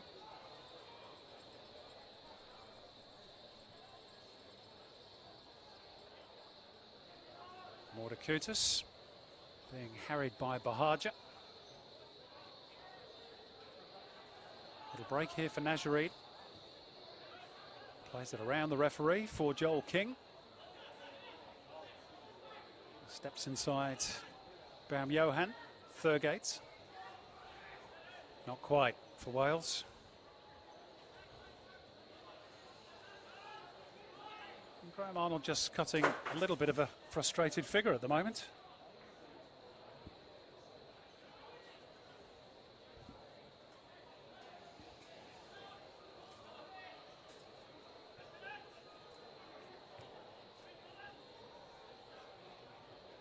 Wilson getting tight on Ninkovic, who then caught Jeanreau. Free kick for the Olyroos.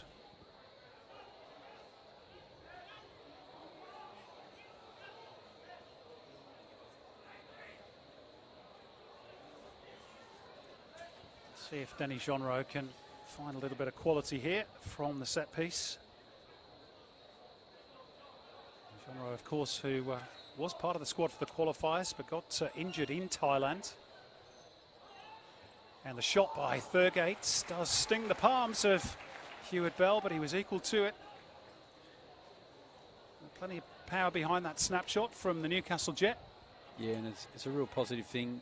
I'm a bit of a fan of Angus, you know, is he one that can go to the Olympic Games? Is he one that can kick on and be a Socceroo? Certainly comes from a very proud footballing area, northern New South Wales.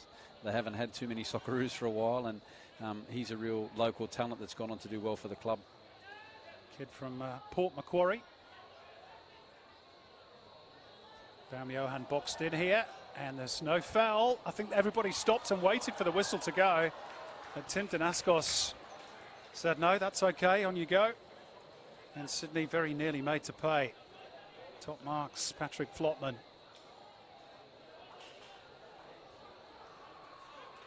Was Baumjohann fouled?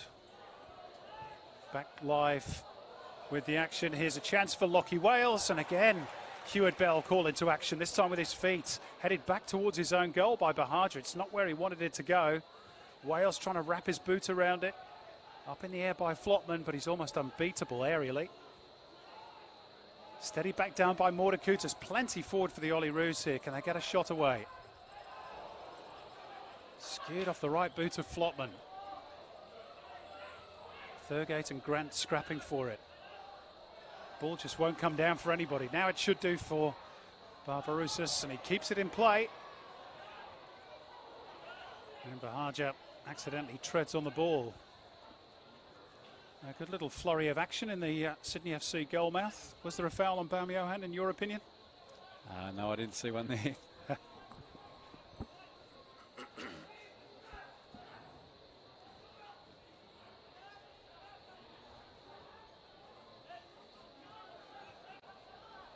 Just on Angus Thurgate, Trevor, you said you're a big fan. What's his best position, in your opinion? That's a good point. He can play a few. Yeah, that's exactly what I was going to say about him, that he's versatile. And I think sometimes that goes to your advantage as a national team player because, you know, particularly with the Olympics, 18 players, good to have some versatile players, guys that can present different problems or even you know, fill spaces depending on injuries and etc. Flotman again to the rescue for Sydney FC as the Olyroos continue to put pressure on.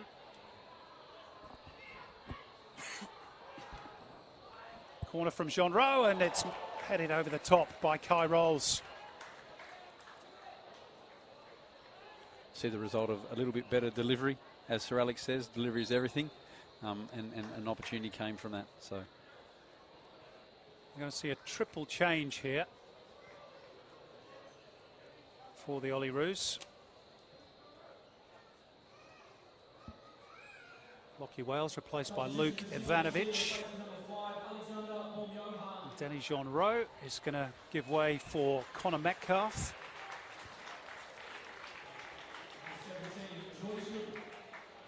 And we're also going to see the introduction of Tate Russell at the expense of Nathaniel Atkinson. Substitution for Sydney FC, replacing number 8, Carlo Retre, as number 28, Caleb Newman. A couple of changes as well for Sydney FC. Callum Neuvenhoff is on in place of Paolo Retre. And we've also seen Anthony Caceres take the place of Alexander Baumjohann as well. Like for like swap there. Here's Bahaja trying to run in behind and utilise that pace that we know he has, but Glover there ahead of him.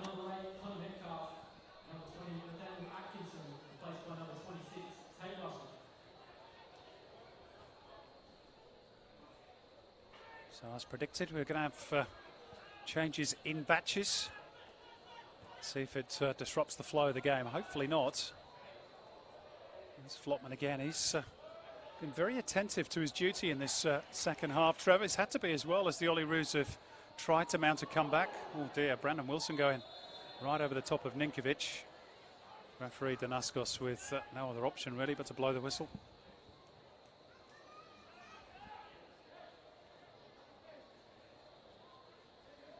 And you also wanted to make a point, Trevor, about Indigenous Football Week, which of course is this week.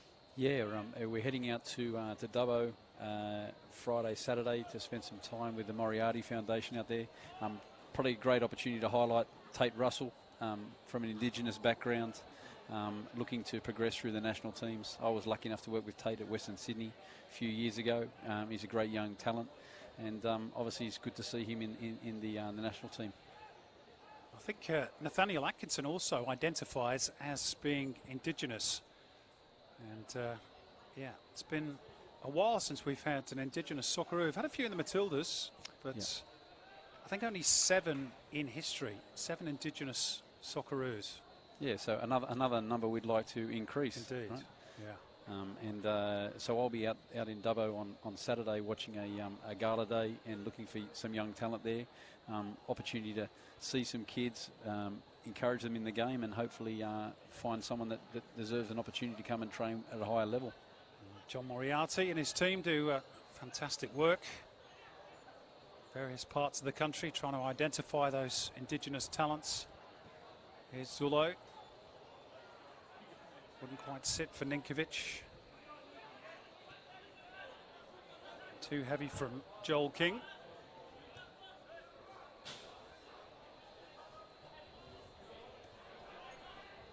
I think Graham Arnold just had a little flick out at the mullet there of Ryan Grant. He's got to be careful with that. Doesn't take too kindly to the touching of the hair. Yeah, he might let Graham away with it, I think.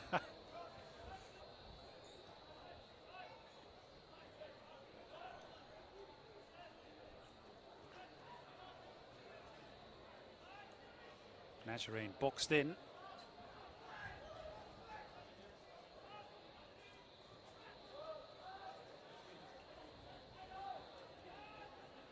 O'Neill. Rolls for King, or at least that was the intention.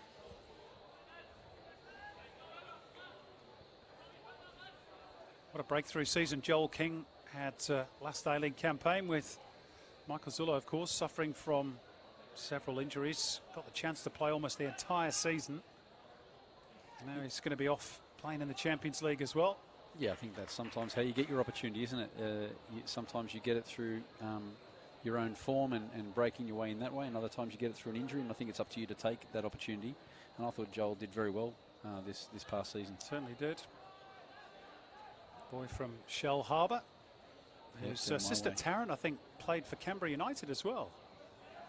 Real football family.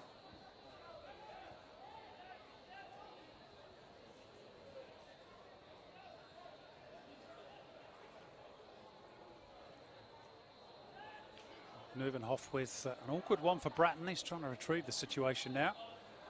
Just got a little nudge in the back from Angus Thurgate.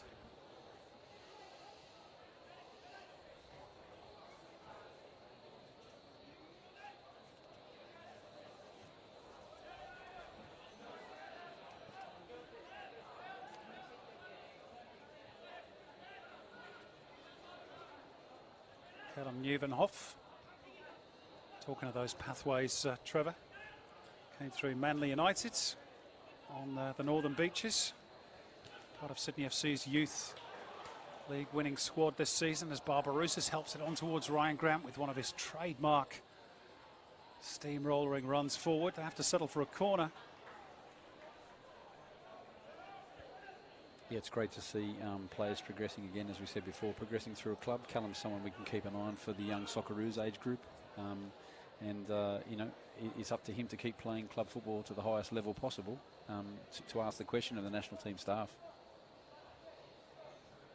Still waiting his A-League debut, Neuvenhoff, but getting the best part of half an hour tonight. He's behind a couple of talented midfielders there. You could say that. One of which is about to deliver this corner, Luke Bratton. The outswinger, and Flotman was trying to get underneath it. Off the head of Ninkovic. Olyroos trying to get it clear, but Flotman has retrieved it well. Driven low and hard by Ryan Grant at the near post off Luke Bratton. It will be a goal kick. Sydney FC look for the corner.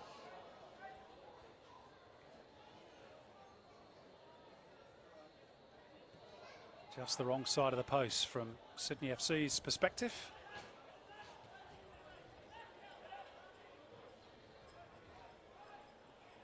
And a fourth goal might have been just a touch unfair on the Olyroos, given the way they performed second half. Trevor, would you say?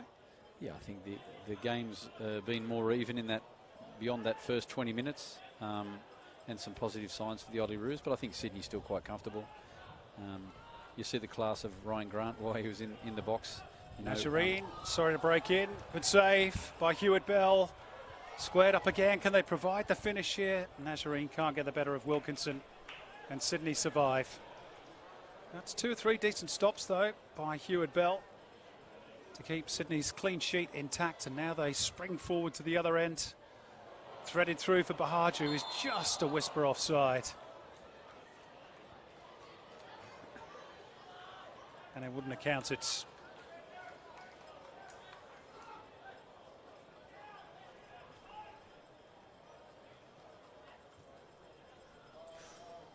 A little too strong for Joel King. But of course, Sydney FC, Trevor, are trying to find goals, which they have done tonight in the early part of the game. Costa Barbarouses without his strike partner from last season, Adam Lafondra, scorer of 20 goals in the A-League. Now departed to the Indian Super League. No replacements on board as yet, so the likes of Baharju and maybe Luke Ivanovic, etc. will get opportunities.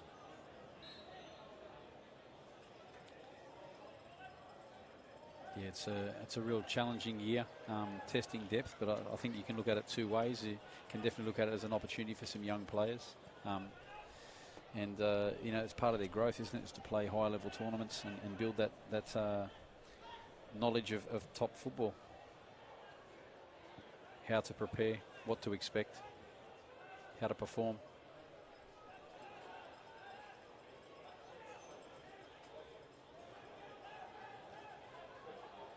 Hewitt-Bell's going to have to hurry here. Being put under the pump by Luke Ivanovic. Another one who's playing against his parent club tonight. Aidan O'Neill.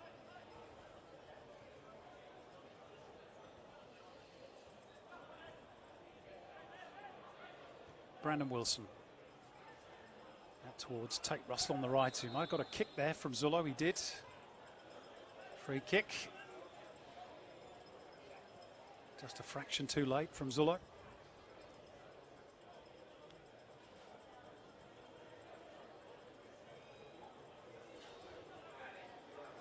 A chance for Nazarene to show us what he can do again with that left peg.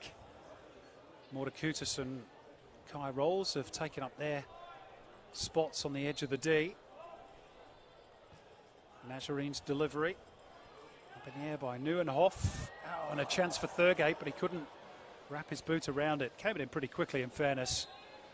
And that's the signal for another triple change for the Olyroos. Brandon Wilson is going off. We're going to see Cameron Devlin in the midfield. His first appearance for the Olyroos. Another former Sydney FC player.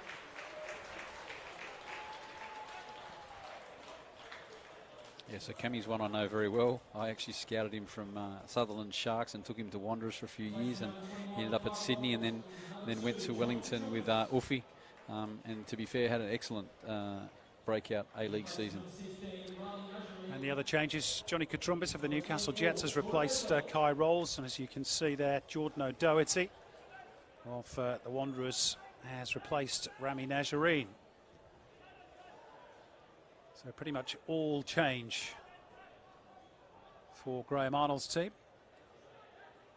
Here is Aidan O'Neill, and he's picked out Luke Ivanovic, who fires the shot in, but Ryan Grant was in the road. It's going to be a corner for the under 23's.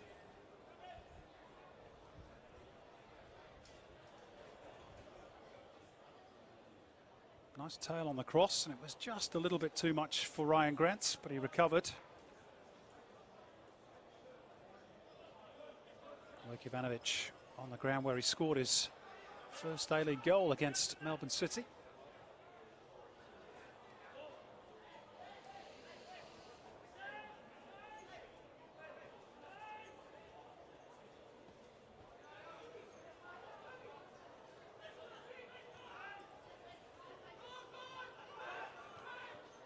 Olyroos again trying to press high.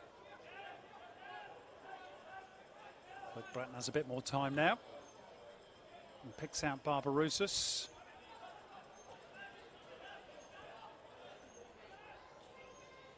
Since that opening flurry in the first 20 minutes, Trevor, the likes of Barbarouses and Bahaja have been kept reasonably quiet. Sydney got a man down here, and the Olyroos might profit from this. It's Aidan O'Neill, but he's dragged his shot wide of the post. Yeah, there's been some positive signs in the pressing system. It's just a case of they're doing it different to how they do it at club level, so you've got to learn that in a couple of days. And you know, when the strikers are getting the press right, sometimes the midfielders are reading it well, and other times they're not. When they get it right, you can see they're you know, pinching possession back in the front half of the pitch, and that's a positive sign for the Olyroos. Well, look, Bratton picked up a whack in that previous exchange, just taking his time to get back up on his feet. Last thing Steve Corican needs ahead of the Champions League is any injury concerns.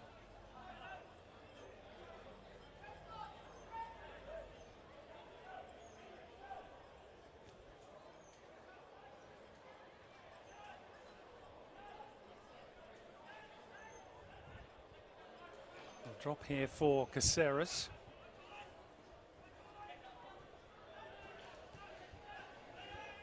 Pursued by Connor Metcalf initially. Another one who had a real breakthrough campaign with Melbourne City.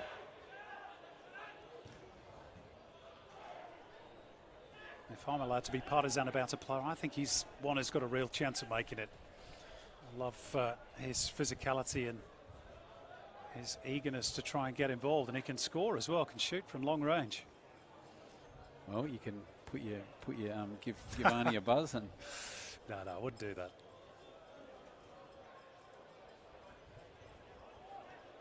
We'll just point out though, the last time I did that was a long time ago. A certain player called Sasha Ognanovsky, and everybody went, nah, no chance.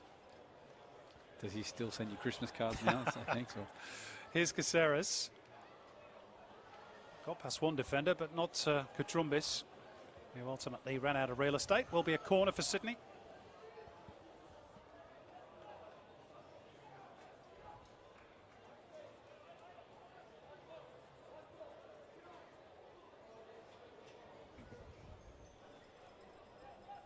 Sydney preparing a double change of their own shortly. Two youngsters, Harry van der Sark and Patrick Wood, who's been in terrific form for the NPL sides. More on that in a moment. Corners work back for Zullo, the cross towards Flotman.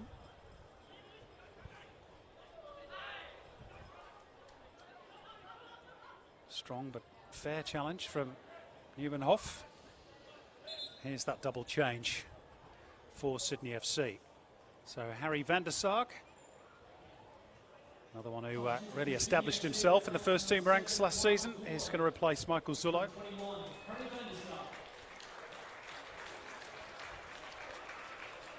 We know a bit about Harry, but a bit less about this 18-year-old Patrick Wood, who's a striker who attends St Paul's Catholic College in Manly. Won the Y-League in 2020 with the Youth League side, and scored 11 goals in 11 games in the NPL season to win the Golden Boot in that competition. Yeah, great young kid. He's been unfortunate with some injuries along the way, so he's missed out on earlier opportunities to represent his country. He's stayed with Sydney. You can see now the opportunity to be around the first team and go to a major tournament.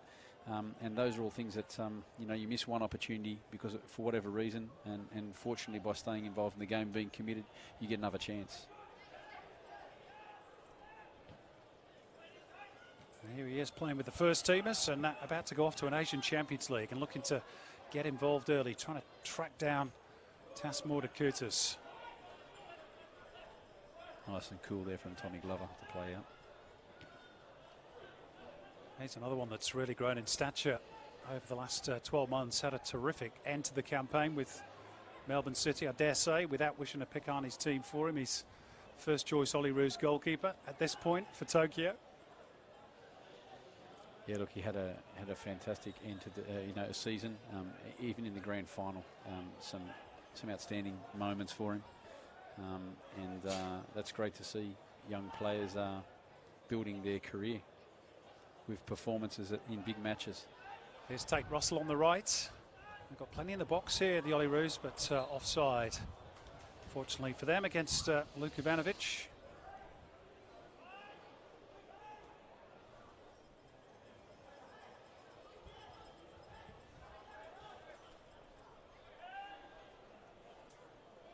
Just didn't quite time the run.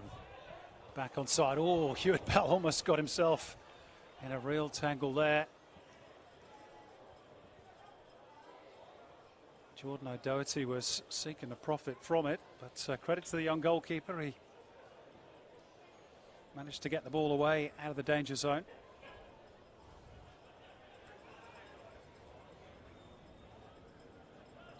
Actually been a good test for Hewitt Bell tonight, hasn't it? Because he's got such big gloves to fill in the shape of Andrew Redmayne. Yeah, and I think at the present time he could probably still point to the fact that he's got a clean sheet. He's made a couple of saves that really sharp on with his feet a while ago. So, you know, there's plenty of positives for Tommy to take out of this match. And again, to return to this recurrent theme, he's another one that's just not played an awful lot of football. So it takes a while to get in that groove, doesn't it? Yeah, you asked the question about the calendar before, and one of the reasons for aligning the calendar and trying to get the National Premier Leagues to get some more flexibility is to give these guys, you know, maybe they're in the match day squad, they're not used. Is the NPL game the next day, and can they play it? And make sure that they get some consistent form going. There's many youth players who play under 17 for Australia, and 2 years later have only played a handful of matches. And you know, when we talk about what are we producing, well, they're not getting that chance. And certainly that's a real objective of the FFA, is to try and help all competitions to deliver that for the players. I think Graham Arnold quoted the stat that some players are only playing like 60 minutes a month, which is just nowhere near enough, is it? No, it's not.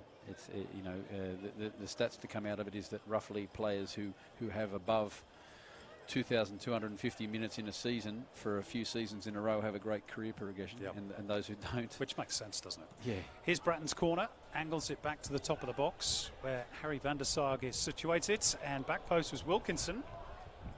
Looking to steer it across towards his central defensive partner, Patrick Flotman. Geordie Swible is being ready to Sydney FC's next change. Actually, I beg your pardon, it's Chris Zavella.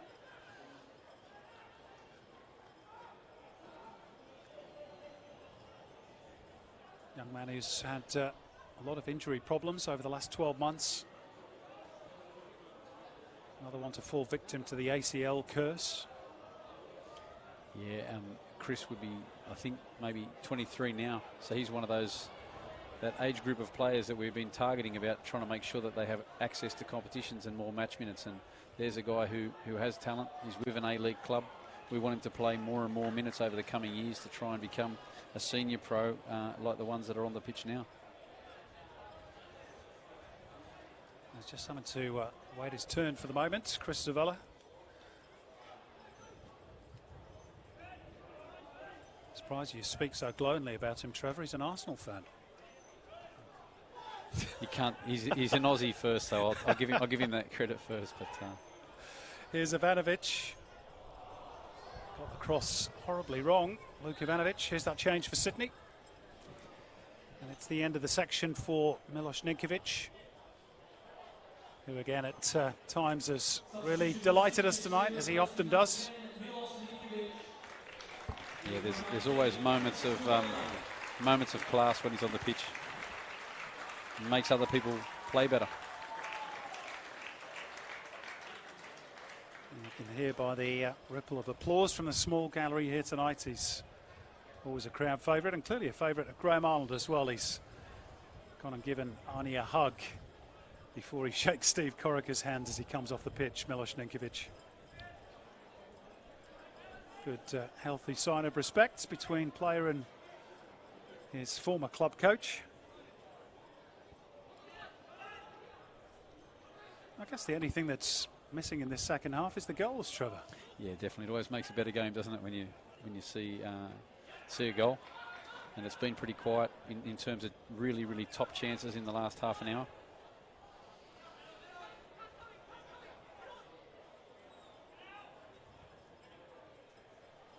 Caceres scrapping away for it. Nothing left in the dressing room there, was there, between Cam Devlin and Anthony Caceres?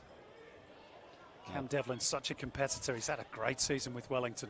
Yeah, I think he gets himself in those situations. He competes for every ball. And Anthony wasn't about to give him a free one there.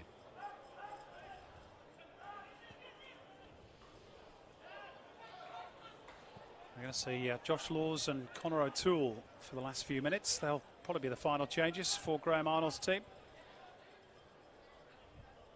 Said he wanted to give pretty much everybody a run tonight, because of course 6 of these players will leave the Olyroos camp to go and be part of their club side's Champions League campaigns in Doha. And one of those is Joel King, who'll be there with Sydney FC. So he takes his leave. Connor O'Toole of the Newcastle Jets is on, and Tas Mordekoutis is replaced by Josh Laws, who will be playing for the Wellington Phoenix this current A-League or next A-League campaign starting in December.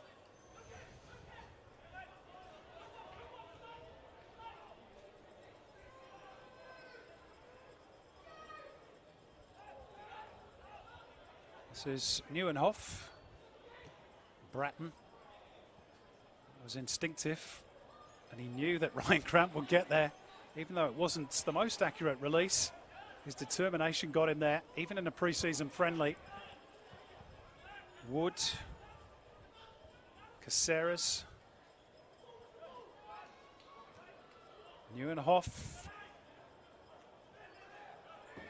No way through for Bratton.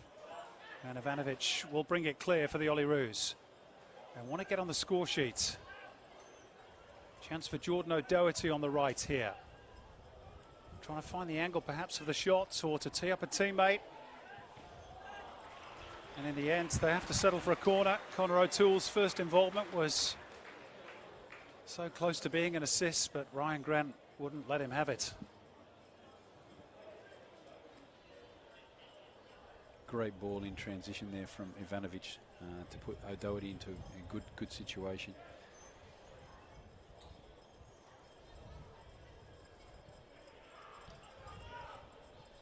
Corner work back for Devlin. Looking to hang it up, but Wilkinson is at that back post for Sydney. Devlin again. Quick feet for Aidan O'Neill to fire it across, but too strong, way too strong from Melbourne City's new signing.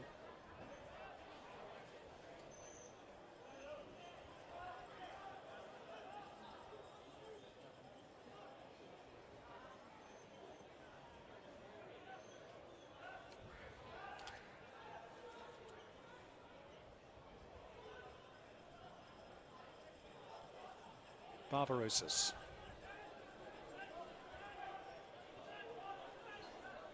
Caceres assessing his options. There's a bit of room wide left for Van der Sar, but he ignores that option. Barbarouses. Devlin's intervention. Oh, that's a bit careless from Ivanovic. Zavella. Harry Van der Sar trying to bend it into that top corner. Very difficult to execute.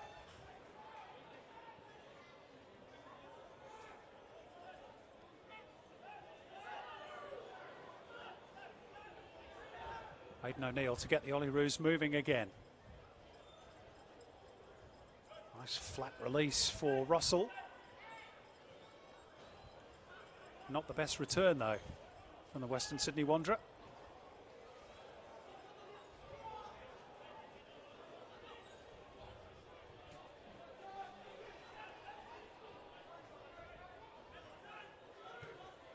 Laws accurate enough for Ivanovic, who has time and the presence of mind to turn. It's Jordan O'Doherty. Outside him is Russell. Again, they're queuing up. What about the cross? It's too close to Hewitt Bell. Another chance goes begging for the Olyroos. They've been in some good positions tonight. Yeah, and they're the things that Graham will try and take the positives leading into the next match. That some of the pressing moments were excellent. Some of the combination play started to come together and patterns of play that you'd be looking for. Like we said before, it's not as much about the result, although I'll be honest, Arnie competes for everything. He wants to win everything. So he won't be happy about the result, but he'll be more focusing on the good moments in the game to lead the team into the next match. And as mentioned, he still has a fair bit of quality to come into this squad as well. McGree, Suter, Arzani, D'Agostino.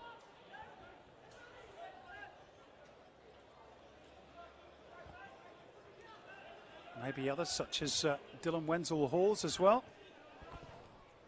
Yeah, I think it's all there for the boys to put their hand up, isn't there? With the matches coming up, season starting again very soon.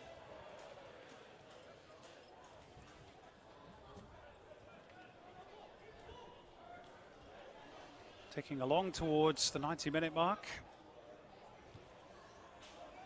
Does Tim Danaskos add any other time on? He didn't in the first half. And we'll keep going. We've had quite a few substitutions, of course, so maybe a bit of time to be added on. Well, not that much. 10 seconds to be precise. And that will do. An entertaining night. Sydney FC convincing winners by 3-0. They pick up where they left off in August. A win to take them to Doha, where the Champions League challenge awaits. The Olyroos, they made some defensive mistakes in those opening 20 minutes, which allowed Sydney to pull away goals from Palaretre and Trent Bahaja and then Alexander Baum-Johan. But they found some rhythm, found some cohesion. All they were missing really was a goal. So it finishes the Olyroos 0, Sydney FC 3. Trevor, your assessment? Look, I just think these games are necessary. It just highlights the fact that we've had a very disrupted season. Every extra opportunity to play a match is valuable to all players. And I think it's a great cooperation between club and country to pull these matches together today and next week. Obviously, I've already highlighted the positive things. I think they'll be taking the next game for an improved performance. And pretty much everybody got some minutes in their legs, pretty much on both sides. So that's a positive as well. So that is us from Jubilee Stadium. We wish Graham Arnold and his team well against Macarthur FC in their next challenge. That'll be live on the FFA social channels as well next Tuesday. And of course, we wish Sydney FC all the very best as they head off to Qatar to resume their Asian Champions League campaign, their first game against Shanghai SIPG on November the 19th. But in the meantime, hope you enjoyed our coverage from Kogarah, from myself, Simon Hill, from Trevor Morgan, and from all the production team. It's a very good night to you.